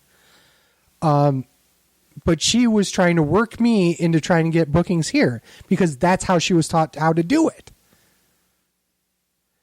And it's problematic because it's, and I'm not going to sit here and say that she was, she got anything from me or she, asked me for sexual favors or anything like that, because that kind of shit doesn't happen with me. That's not. I'm a big fat fuck. Okay, if I need a hand job, I'll go fucking down Lyle Avenue. I don't need a worker to work me for it. But it's problematic that even in her training, she was basically taught that's how you get bookings. To work. Yeah. To work somebody to get what you want. Yeah. And that's what we're talking about today. Move on. Bull Dempsey, Bull James, whoever you know him as. He is probably one of the most heinous ones out here because he is currently still stalking somebody. Now he claims that it's not happening, blah, blah, blah, blah, blah, and nobody's doing anything about it. But he's done multiple times. He's tried to get people debooked because somebody wouldn't sleep with him, and it is physically and emotionally and sexually abused people. He's abused his influence. It's shocking. And he owns a promotion down in New York called Outlaw Wrestling. But it's like, holy shit. The kind of stuff that he was doing was kind of obscene. In a way that I don't even know what to say about it. Oh, it's Ligero. That's who it was. Ligero, who works in NXT UK, said that some of the stuff that happened was true. Some of it wasn't true. Oh, okay, gotcha. And he got bounced, I think. Yeah, there's two big names you haven't talked about yet. Yes, I actually saved him for. Well, one is Joey Ryan. Joey Ryan hurt the most on this one. I will admit that. James Ellsworth is the other one, but everyone knew he was a piece of shit pedophile. This was known. This was known years ago. Yeah, because he got caught sending dick pics to a 16-year-old. Yeah, I mean this was again. She was in the UK, 16's consent, but still we've gone through all that. Yeah, that wasn't the only time it's happened. So, okay, so let's talk about Joey and new details have come out regarding Joey Ryan's sexual misconduct allegations and the reaction of those close to him regarding them. As previously reported, people close to Ryan were reportedly in shock about the allegations by at least 16 women that Ryan had engaged in inappropriate sexual actions towards, ranging from harassment to sexual assault. And a lot of people are shocked.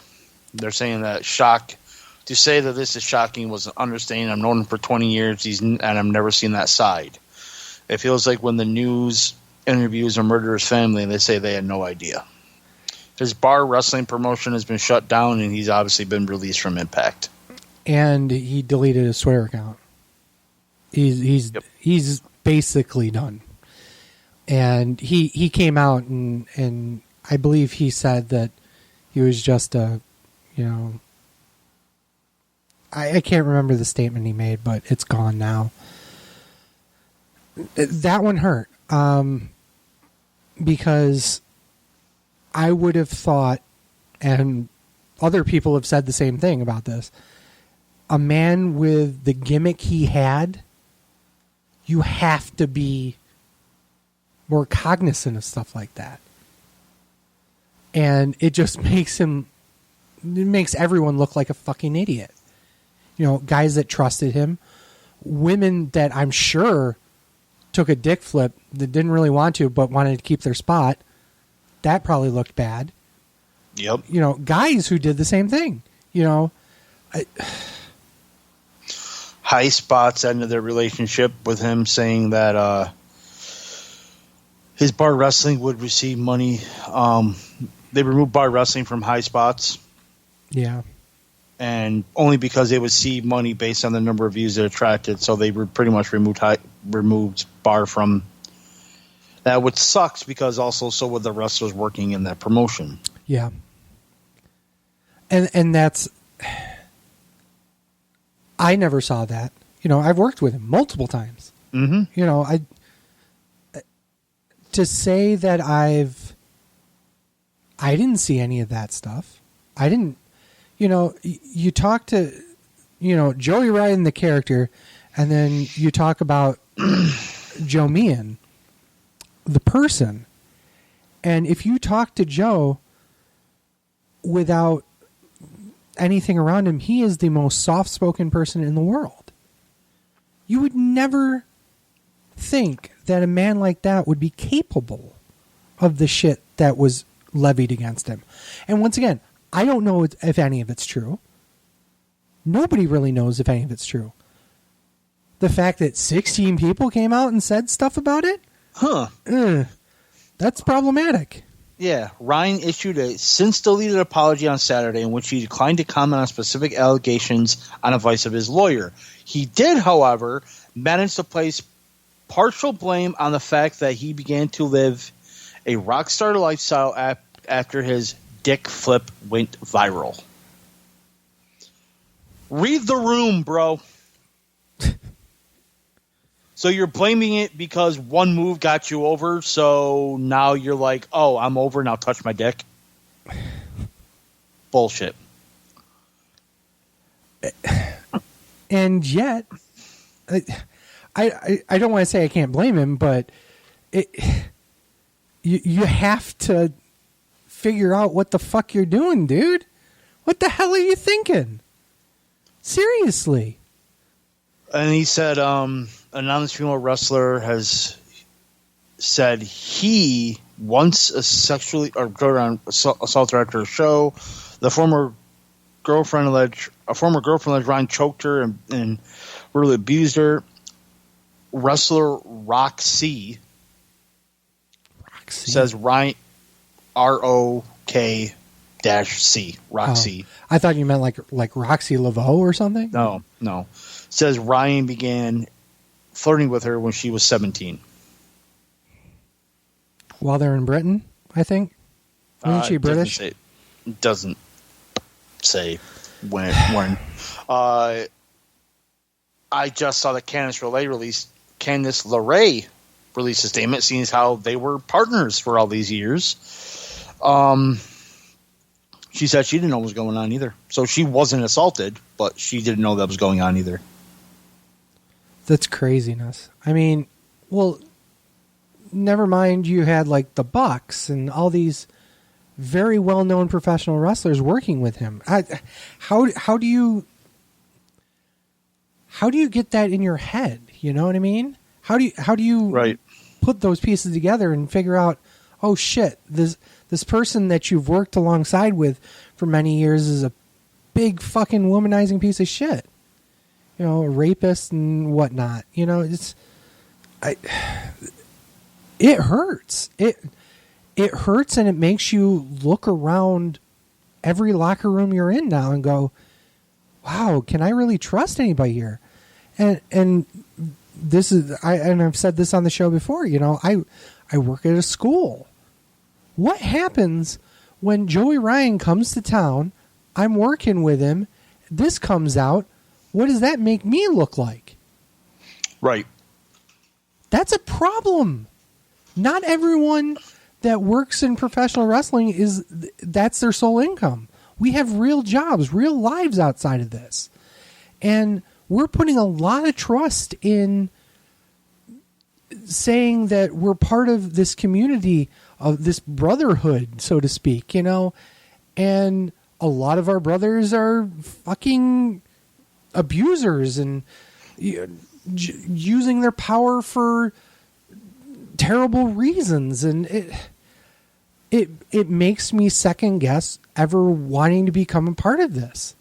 And I know there's other wrestlers out there that are like, yeah, I know, but you need to stand there and help out and make sure that everyone gets through this okay, so that wrestling continues. I'm not sure wrestling should continue at this point. In the way it's been, in the way that it currently is, no, it should not. There needs to be change. And we've shown the problem now with all of this. Most of it is people not speaking up because they're afraid to lose their spot. Right. And what is a spot in an independent wrestling show? You lose that booking. And if again, I don't know how some of these owners are, these independent wrestling owners, but if someone comes to me and I hear allegation that somebody's a sexual abuser, I'm not booking them on the show. Right. And if someone comes to me, this is what I saw, I'll confront them. That's what you do. Don't be like, nah, he's our main attraction. We don't want to fuck with that. That's stupid. It's stupid, and yet it happens all the time. Yeah. And it happens in places. Did we talk? Have I? I'm not sure if I released that. So the whole story with Wild Zero. Did I actually release that yet? About Jay getting the reason why we left early. The last time I worked there, because of Mike being a piece of shit. Yeah. Okay, so we have talked about this on the show.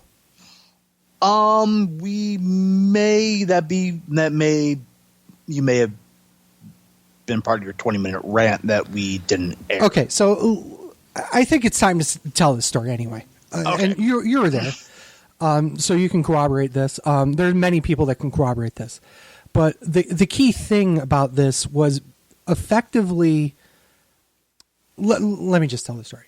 So the main event of the show was a relatively local guy that you might be aware of if you watch independentwrestling.tv, Jay Freddy. Jay Freddy was working a match with Simon Gotch, and this was not too long after he got released from WWE. And he was working as a what was his Simon Grimm? Simon Grimm. So he was working under his indie name, and he was in the main event, and Jay took a tiny... He took a strange Sambo flip from Simon and caught a stinger. And he couldn't feel his legs. He couldn't feel his hands. Okay? He landed right on his neck. And somewhere around here is the footage. I have it somewhere. And immediately things just stop, and he's on the floor. The ref's in the ring talking to him, and one of the commentators, I'll say who it was. It's Cody. Cody Jen peeks back behind the curtain. I'm working Gorilla at the point, doing audio and working Gorilla.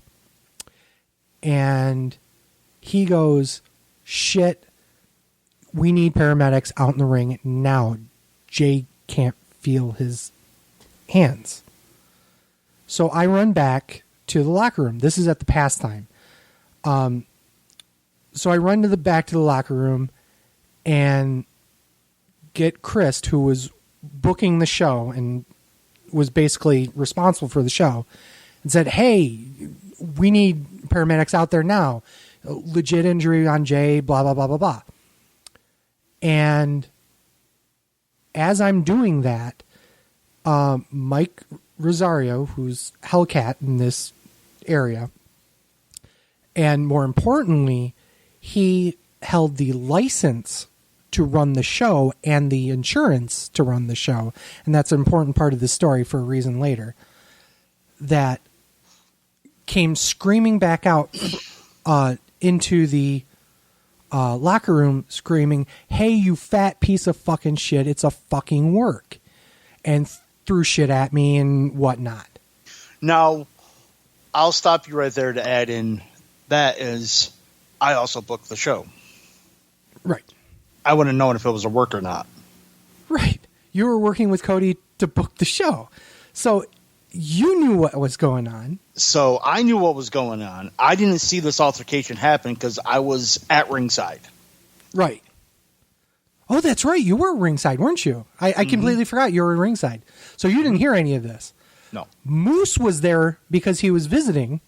Yes. And did see it and corroborate everything I'm saying. So it's not like nobody heard this happen. Right. Okay. I just wanted to add in that I knew what the finish was going to be, and it wasn't going to end in 5 minutes with a worked injury in your main event of a fucking show, because that's how you book a fucking show. Idiot. Well, here's here's the reason why Mike thought it was a work, is because Simon's a fucking professional. And while they were trying to get help out there, while I was trying to get help out there, he was working the audience. He was getting heel heat, yes. Yeah. So he was working him while things were going on. So he thought it was the fucking smooth move to block paramedics from getting out in the ring until fucking Cody comes back and goes, why the fuck isn't the paramedics out there? He's got problems. And that's where I just fucking lose it. After the fact, I pulled Chris aside and go, what the fuck is this shit? Now, I've had run-ins with Mike before. There's a reason why I don't work UPW, and it's because he's a fucking bully. He screams at people. He throws shit at people. And the only reason why I worked Wild Zero was there was kind of an understanding that Mike was there only as the guy with the license. The license. He had to be there at the building. Yeah, he has to physically be there as part of New York State Athletic Commission rules. We were also renting his ring. But anytime you have the paramedics come out, that means that the insurance gets involved because you have to pay for the paramedics to actually transport them and whatnot and whatever injuries get on there. That's part of the reason why he was yelling so much, because he was afraid that if the paramedics got in there, that he'd get charged. Which is a shitty thing to do. So he's screaming at somebody trying to get help, fearing because he doesn't want to pay insurance. Right. And I'm talking to Chris about this. And with all due respect to Chris, now I respect Chris for what he does in terms of political, I don't want to say aspirations, but his political ideologies align pretty well with mine, in terms of socialism and all that stuff. But that's a whole nother thing.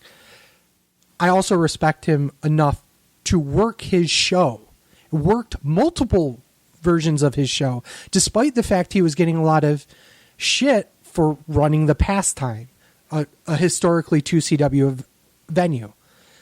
I told him, I can't do this. You know, you got to do something with Mike. And he basically told me, tough shit. Like, I understand it, but if you can't work here, you can't work here. Sorry. I need him. Now, keep in mind, Cody has a license. And I'm not sure if everyone knows that, but Cody had a license at that point. He didn't have insurance, but he had a license. Which is why he had to run on Mike's. Right. So not to bury Cody. I'm not trying to bury Cody. My point is that he still was using Mike, despite the fact that he had his own license. They could have. I know it would have been cheaper to use Mike and do all that stuff, but he lost a lot of respect with me by not at least standing up and saying, "Hey, don't be a piece of shit," because he was afraid he was going to lose Mike, which was the key part of the business at that point for Wild Zero. No Mike meant no ring, no insurance, no license. So he had no choice but to keep Mike. And even Cody played a little bit of, both sides and said, hey, we still need Mike to run these shows. And I told him, okay, but I'm never going to be there again then. Oh, I was invited back for the next show, and I said, without Sleazy, I'm not coming. Yeah. And it hurt because I wanted Wild Zero to succeed. I wanted to have another place to work that felt, and that was part of the thing about Wild Zero, is that there was a little bit of a sense of comfort in the locker room because it was a more positive atmosphere. It was not UPW. It was not a lot of the locker rooms I'd been in up to that point. It felt a lot like Excite, and to a lesser, well, more to an extent, but I didn't get as much exposure to it, to 2CW locker room. You know, there was a lot more mutual respect there. There was a lot more positive feelings about it. And to have Mike do that just absolutely wrecked it. And it really put a damper in me working other shows after that because of it. I mean, and not to sound like an asshole to you, but you weren't really the only reason why I decided not to go do another show. They were great group of guys. But they're very disorganized. The locker room was great, but it's people that weren't doing it for the first time. So I get that. It was very, very, very disorganized to where you had paying Simon Grimm to come in to do a seminar at 12 o'clock when you and me get there around 12 and there's no ring. They're calling people wondering where the ring is. And you know me. I have a respect for this business that a lot of guys don't have. I'll be perfectly honest with you with this. You know, there's a sense of respect I have for everything that I do in the professional wrestling industry. I am not a worker in the sense of I don't do matches. I'm a manager. I'm backstage. I do gorilla. I work, you know, a lot of the backstage stuff. But at the end of the day, I'm bringing that ring in. If there needs to be somebody to help bring the ring in, I bring the ring in. If that means, as in huge kayfabe break, I guess, if I'm using a cane in front of fans and bringing stuff in, that's what I'm doing. Right. My point is, you're paying a guy, and you have trainees paying him to do a seminar for 4 hours when the ring wasn't even there. Right. Part of the seminar was, hey, let's bring the ring up. But that wasn't. It's a joke. I know, but I'm just saying that makes you're bringing a former WWE guy to come in and do a seminar, and he's waiting around for 2 hours waiting for the ring to fucking show up. Exactly. Not a good look on you. Yeah, it makes everyone look bad. And well, they only go up and up and up there, bro. All right, let's talk about Michael Elgin. Oh, fuck you.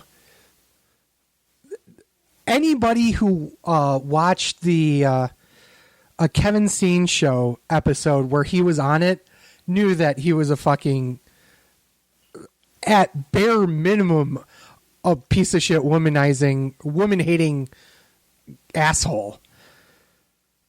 Michael Elgin has been removed from multiple independent bookings as a result of his handling of an alleged sexual assault incident between one of his students and a female fan. This was posted December 6, 2017. How many years ago was this? Michael Elgin issued a statement regarding the Impact release. He got released from Impact and Speak Out allegations. He took to Instagram this afternoon and issued a statement that it was reported that Impact was parted ways. I appreciate the time and opportunity given me with Impact, that locker room, the film crew, and all the company officials were a pleasure to be associated with. I hope that in time things get sorted. For now, I have to look at the brighter side. I have more time to spend with my son and reclaim that has been missed. What? Thanks for, releasing me because I'm in shithead? What the fuck is that? And we've met Elgin a couple of times before, and we always thought he was kind of a fucking asshole. Yeah. So the only time he was even decent to me was after he knew I was a worker. And even then he wasn't, that warm. No, so that one is probably the one that's like, yeah, that one doesn't surprise me at all. Yeah. Is there anyone else? There's just so many. I think we got them all, but I think the end result is this. Don't be a piece of shit. This is what Kid Cash posted about people. Kid Cash. Let's make wrestling safe now. Every wrestling school must have at least one female teacher. Every show must have male and female separate changing rooms. Everyone who's been riding home or is staying in a hotel for a show must be protected by the promotion or the promoter. It's not hard. It isn't. Fuck. Excite doesn't have separate locker rooms for male and female wrestlers. To be fair, he doesn't book female wrestlers, but that's beside the point. Lies. Anymore. Okay. What a fucking bigot. Anyway, I'm fucking with you, Moose. So, yeah. It's not hard to do. I mean, even at these little indie promotions like UW, they were in a high school gym and they didn't use the locker rooms there. Yeah. Like that was stupid. I always thought that was fucking stupid as shit when I was back there. Like, you guys are changing literally in a hallway when if you walk 30 feet, there's a locker room. Right. And he also was a fucking... I can't even tell you how many times... So in hindsight, looking at him being the women's champion of his promotion kind of looks pretty shitty, huh? Terry? Oh, that's one of the things that did... I know about. I've said things about it, and no one's done anything about it. But many times he booked against women so he could do exactly what you're thinking. He's pulling the Trump... Yeah. Is there anything else we can talk about other than this? We've spent nearly 2 hours on this garbage. Impact, well, a couple sources have confirmed that Impact Wrestling is going to be signing Gallows and Anderson. Cool. Didn't I hear they're thinking about bringing EC3 back too? WWE? No, TNA. Excuse me, I'm not sure. Because literally his name is Ethan Carter III. Because the gimmick was... Dixie Carter's nephew, yeah. Right. WWE is still trying to... This is not going to fucking happen. WWE is still trying to hold events with fans in the audience by July, and they've been in touch with a company for local people for a Friday and Monday on July 27th, July 24th, July 27th at the RP Funding Center in Lakeland, Florida. The arena holds 8,000, but would have significantly less people in the seats due to social distancing rules. As per fuck Dave Meltzer, because we haven't said that on the show, WWE originally wanted to announce the July dates this week because Vince McMahon is still adamant to gain the distinction of being the first person/company to run an indoor sporting event with a live audience. However, the latest word is that everything may be pushed back to August now because... Spoiler. We're going to get locked down again. Well, not only are we getting locked down, they had multiple cases of COVID on their roster. Yes, between Adam Pearce, Renee Young, Kylie Braxton for the second time, apparently. Jamie Noble, too, right? JB Noble. I can't remember other people. It was bad enough that Kevin Steen was like, nope, I'm not coming anymore. Yep. It's a mess. The COVID thing is a mess. Wrestling's a mess. I just want to point out, WWE will start having people wear masks. Yeah, that was one thing that came out. And now they're really going to have to backpedal. Was that Kevin Dunn had told people that if you want to wear a mask on TV, you don't get to be here. Get the fuck out. The current mandate in Orange County, Florida, that requires everyone to wear masks will not apply to WWE television tapings. That's come out and pretty much said that they are going to start wearing masks. Yeah. The other amendment going into effect is from the states of New York, New Jersey, and Connecticut, ordering everyone who leaves for a state that is on the list of high rates are going to be quarantined for 2 weeks. New York has added 8 more states to that list. Yeah, by the way, it's today. 16 states right now. So we open shit back up, and people are like, "No mask," and then they get a fucking shit ton of coronavirus cases. Yeah.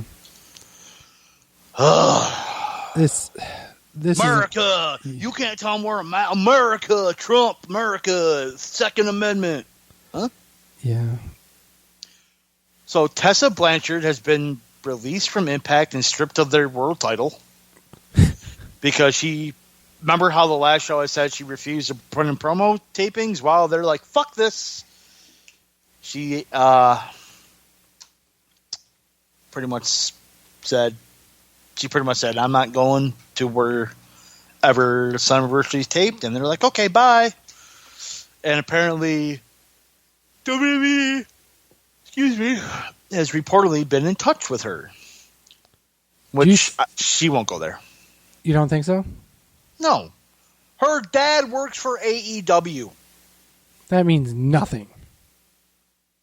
Well, you know Adam Cole's going to AEW when his contract expires in 3 days because his girlfriend works there. Oh, wait, his contract expires in 2 years? Dave Meltzer. Fucking asshole. Yeah. I'm trying to find the one. It was a list of the most recent Impact World Champions and what's happened to them over the past year. And it's fucking hilarious. This is like last 5 years even. Okay? So, Tessa Blanchard, gone. Yep. Sami Callihan, still there. Brian Cage, AEW. Johnny Impact, gone. Austin Aries, gone. Pentagon Jr., AEW. Austin Aries, still gone. Eli Drake, gone. Alberto El Patron, gone. Bobby Lashley, gone. Eddie Edwards, still there, surprisingly enough. Bobby Lashley, gone. Drew Galloway, gone. Oh, Matt Hardy, gone. Ethan Carter III, gone. Kurt Angle, gone. Bobby Roode, gone. Eric Young, gone. Magnus, gone. AJ Styles, gone. Bully Ray, Chris Sabin, Bully Ray, Jeff Hardy, Austin Aries, Bobby Roode, James Storm. Nobody's there anymore. Sting.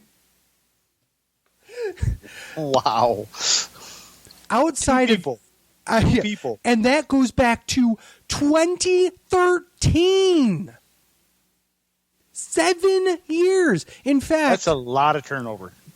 in fact, the last person that held it that's still with the company, Eddie Edwards. yeah, everybody else is gone in And their Jake history. Kurt Angle was the first official one because technically it was the NWA Championship when it was transitioned, but outside of literally Eddie Edwards and Sami Callihan, everyone else is gone. It's fucking hilarious. Apparently, WWE has canceled the Raw taping because of COVID tests, but the SmackDown taping went on, and Yeah, because they had to. yeah, WWE positive COVID-19 results could be around 24, 25. Which means some of these wrestlers aren't fucking quarantining. Of course not. Of course not. We have so many problems right now. The least of our worries is, getting an indoor stadium back together so we can watch wrestling with fans again. People are still dying. People are still contracting this very problematic disease. Here's the thing about it, too. Say some of these people aren't quarantined, clubs are open, beaches opening up back up in Florida, right? The scary thing is, I can have coronavirus and not showing any symptoms. I could be asymptomatic. I go to these places, I give literally everyone their coronavirus. That's the biggest problem about this. I don't know if I fucking have it. Yeah, and that's the biggest problem with this entire disease. At least with a normal flu or cold, by the time you have an idea, yeah. Now it's like you could be not sick at all, period, and still be a carrier.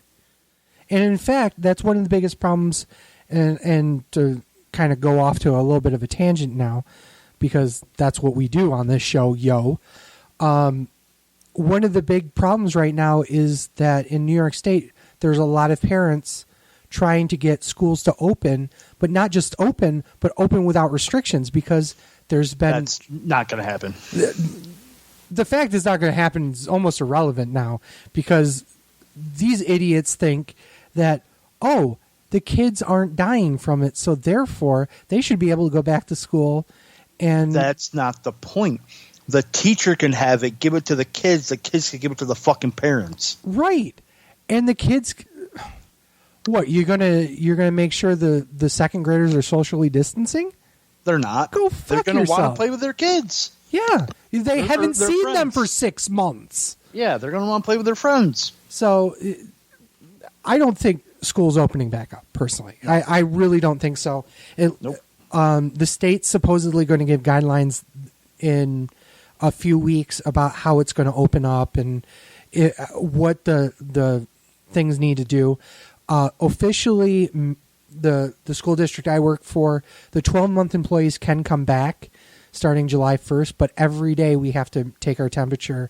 We have to sign that we did take our temperature and are not sick and blah, blah, blah, blah, blah before we actually walk in the building. What good that does, I have no idea, but that's what trust system. Did you take your temperature? Yeah. Yes, 100% I did. Oh, Well- okay, good. Go in there with your 103-degree fever. Yeah. You look sweaty. Oh, I peeled an orange. I'm fat. That's what that is. I mean, walked I'm from the car fucked. to the front door. I walked. From the car to here. That's only like 20 feet. Yeah, I know. I've been sitting here for like 25 minutes trying to catch my breath. One of my favorite bits from Kevin James is, "Why are you sweating?" "Well, I peeled an orange. That was an hour ago."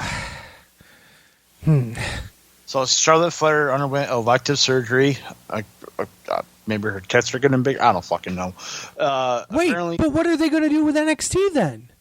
she's not on NXT anymore. But wait, what are they going to do with SmackDown then? She wasn't on SmackDown. But wait, what are they going to do with her on Raw?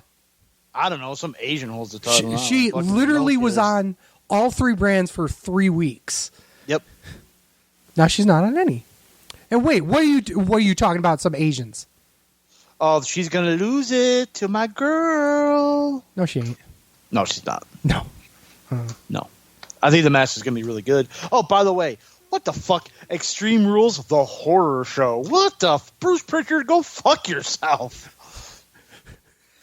The fuck is that shit? On some moments of levity on this show, go fuck yourself, Bruce Pritchard. What the fuck is that? Now, once again, I haven't watched... I don't think I've watched a show since Backlash. Yeah, I haven't... Well, I didn't watch a show, but I did watch the entirety of the Last Ride documentary. So, what do you think of the documentary, and what do you think about Taker retiring? Okay, so... I knew since... Okay, let me chime in because I'm being an asshole. When it was called The Last Ride, I kind of figured at the end of it he'd retire. I mean, there's a reason why you name shit the way you do. That being said, I'll believe it when I see it. I'm the same way. I mean, Even Taker said, "Is like, you never say never, but as of right now, I'm done." It's like, well, you never said never, so you're not done. yeah. 2 years ago you said I'm done, and 3 years ago you said I'm done, and I think I sent a message to the wrestling show staff at like 1 a.m. because that's who I am apparently.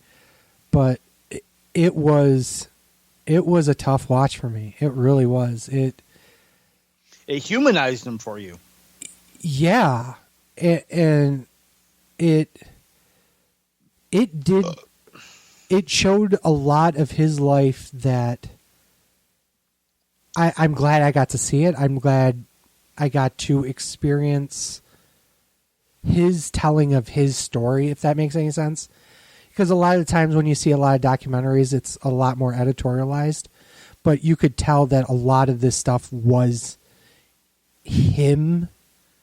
You know? I mean, there's a lot more of just his perspective on stuff, his thought processes of it, him trying to do what he needed to do to get ready for the next match, so on and so forth, and how he felt about stuff. And I really, really liked the documentary for that reason alone. Getting through to the end was really, really rough for me from an emotional standpoint, because, and I think it's very well documented for me, or for the people on the wrestling show, is that Taker is like my number one wrestler. I mean, there is nobody better than him, in my opinion, in terms of what he's done for the business, his character work. There's a lot of things that I've done with my character that are patterned after what he does. You know, just having that, you know, kind of wrap up really was tough for me. And to be fair, it's part of the reason why it was tough for me to watch the Boneyard match too, because it felt like a send off too, and he kind of references that in the last episode, that how much better of a send off could you get than that? Right. I mean, I kind of agree too. You know, I mean, if that's the last Taker match ever, I'm okay with that. I don't think it will be, because I know Vince McMahon and I know The Undertaker enough to know that the two of them will probably get some Saudi money and more, but I don't know. What did you think of it? I thought it was great. You know me, I'd like those documentary type things. It was nice to see an Undertaker documentary because you never saw one before. I'd like to get a little bit more deeper into the back stuff when he was in WCW, like growing up, like an actual full length documentary. You know what I mean? This one ran from. They went a little bit into it. It was 5 hours long. They went a little bit into it, but I'd rather them go back and be like, blah, bam, bam, bam. You know what I mean? It's like the normal documentaries that they normally do. But no, like I thought it was great. His send off at WrestleMania, it felt like a send off, but again, you never say never. I think that I could see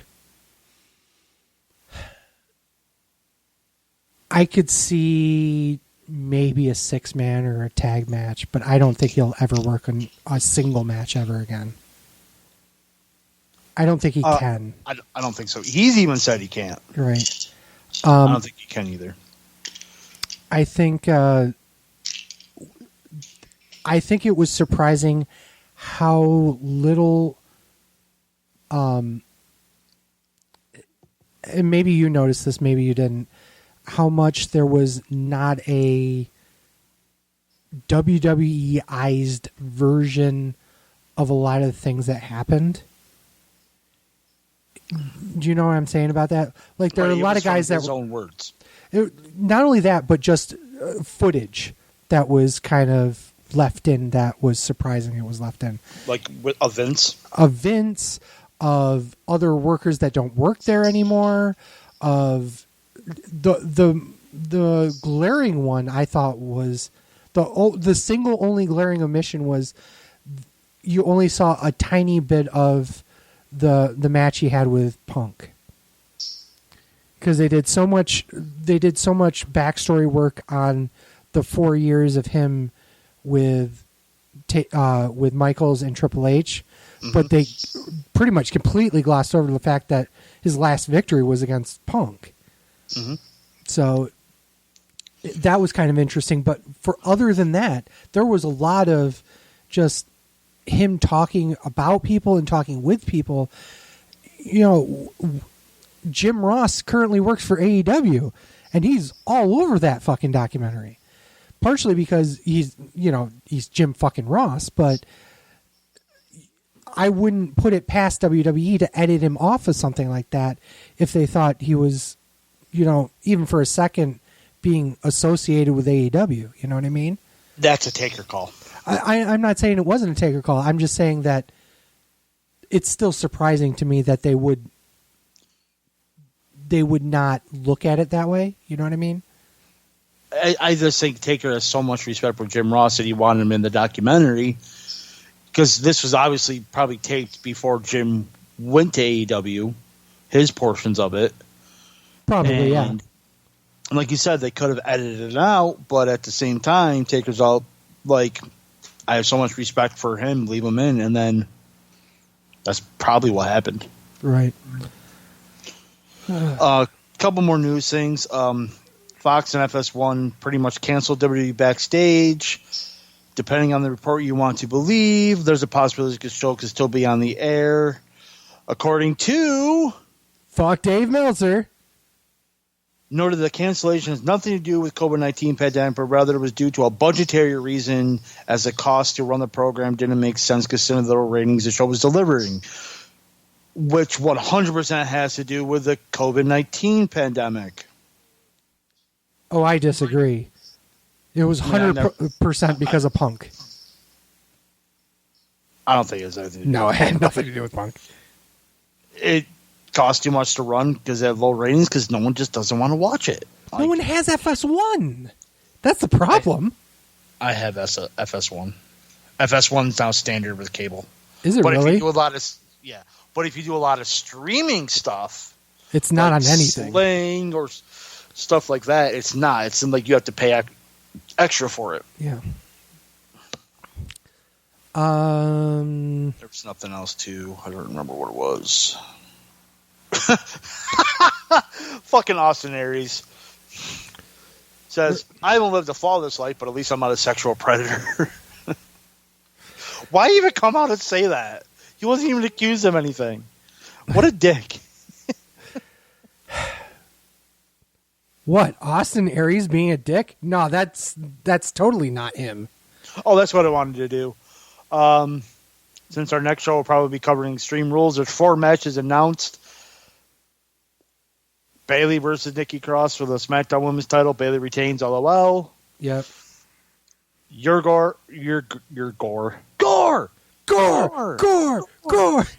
Raw Women's Championship. Your girl Asuka versus my girl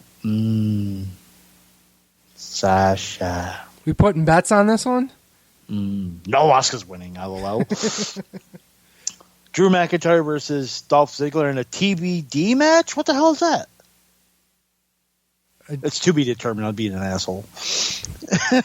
Wow. And then, LOL, non-title Wyatt Swamp fight. So you know why it's going over, because it's a title match or a non-title match. What the fuck? Is this fucking WWF Superstars? Those are the 4 matches announced. There'll be more, but we ain't taping until Extreme Rules is July 19th. Oh, we'll have a show before July 19th. Probably. So let's talk about... Maybe we'll do a watch-along or something.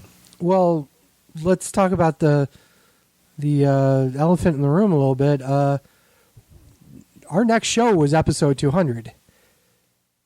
Our next show is going to be next episode? Yeah, this is episode 199. Oh. Yeah. So we were planning on doing a live watch-along for Extreme Rules. There's no way we're going to be able to do that. No, because I got to work. Yeah. There's no way we'll be able to do that. We're still socially distancing. Family and I have seen each other once in 4 months. Yep, and he's like, here's a PlayStation 3, and I'm like, okay, bye. So we're not, obviously, due to the sound, you probably can figure this out. We're doing this over Skype. Yeah, you can probably hear my cat playing with a toy in the background because he's an asshole. Yeah, so we have no plans here at this point. I don't know what we're gonna do. We're gonna celebrate it somehow. Our next show will probably be episode 201 because fuck you. I don't know why. We'll just skip 200. We'll skip 200 and come back to it. Because that's what we do on the wrestling show. Fuck, I was looking at our list of episodes, and there were episodes like entire 4 or 5 episodes just gone. Because either the sound quality was shitty, or nope, that's probably it. Yeah, that was mainly it, especially the earlier days. Yeah. There's a, I think there was 4 episodes gone, and then the next episode is we still do shows now. I also, if you've probably seen, I have gotten, I don't want to say I've gotten rid of them, but I've pared back a lot of our archive back to where we started with gear, mainly because we have enough episodes out there so it doesn't look bad. One of the reasons why we're doing that will be determined later, partially because of just bandwidth issues. The literal cost of putting up all of our episodes is quite prohibitive. We might allow it for a Patreon thing, but that's down the line. The other thing is that coming up August 8th. August 8th? Yeah, August 8th. We are a part of the 2nd annual WNY PodCon. It's going to be done digitally. It's fully digital. We'll be doing video podcasts as part of the wrestling show with Sleazy and the Fat Man. The JC Money Show is going to be on right after us. I don't know how we're going to do that. I have no idea how we're going to do that either. I might be buying you a webcam, motherfucker. Do some shows on it, like literal shows, if you know what I mean. Fat Man's getting his OnlyFans account going as we speak. As I'm rubbing my nipple. Ooh. We spent 2 fucking hours talking about sexual abuse. I'm sexually abusing myself. 2 hours. You couldn't wait till the next episode? Like I said, we say shit out here that is very inappropriate. Right at the beginning of the show, I had to be an asshole and do one. Yeah, god damn it. But yeah, so check us out there. He's still trying to figure out the logistics of everything, but it looks like it's just going to be streaming live, and we'll be doing the show as the live cast happens. I guess the PodCon happens. So stay tuned for that. We'll be giving out more information when we have that. 2CW is coming back. Maybe. So supposedly we're doing December this year, but that's all dependent on you fuckers wearing masks and social distancing. Pretty much, yeah. So no, it's not going to happen. So look for us somewhere in 2022 ish. Tickets aren't on sale yet. They will be in a month or two, I think. They're doing a lottery for it because a lot of people have expressed interest about it. Oh yeah. It's going to be amazing. Spoiler, if you can't get tickets, stay tuned to the wrestling show. We might be giving some away. Yep, to ourselves. Maybe. Because we're the only ones who listen to the show. Got it? That may also be true. Wow. 2.5 hours of us just I think we lost our fan. We lost our fan about 45 minutes into this show. I think we lost our multitude of fan. Yeah, so... Hey, man, I'm like an indie worker. I got to get my shit in and get out. Here's your hot dog and handshake. I don't think there's anything else. Shopgear.com goes to the Teespring store now. Oh, yeah, that's right. Yes. Yeah, check out the Teespring store. Get yourself some merch. Go to gearnetwork.com. Check out our support our show links. A lot of cool stuff out there.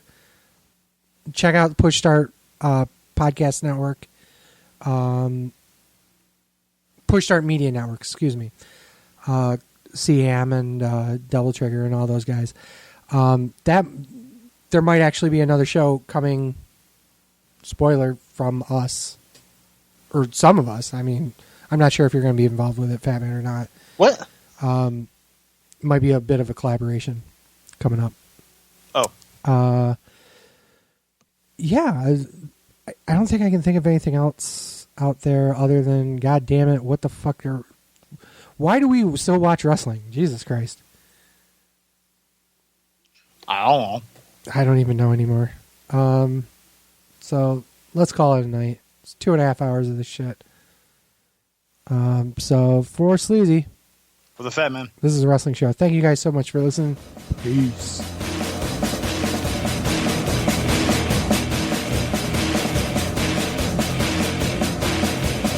I'm a truth that you seem to run from. I'm an army of one. I'm a clip in your gun. I'm the pain of the game. The bloodshed in your name. When there's nothing to gain, I'm the world gone sad.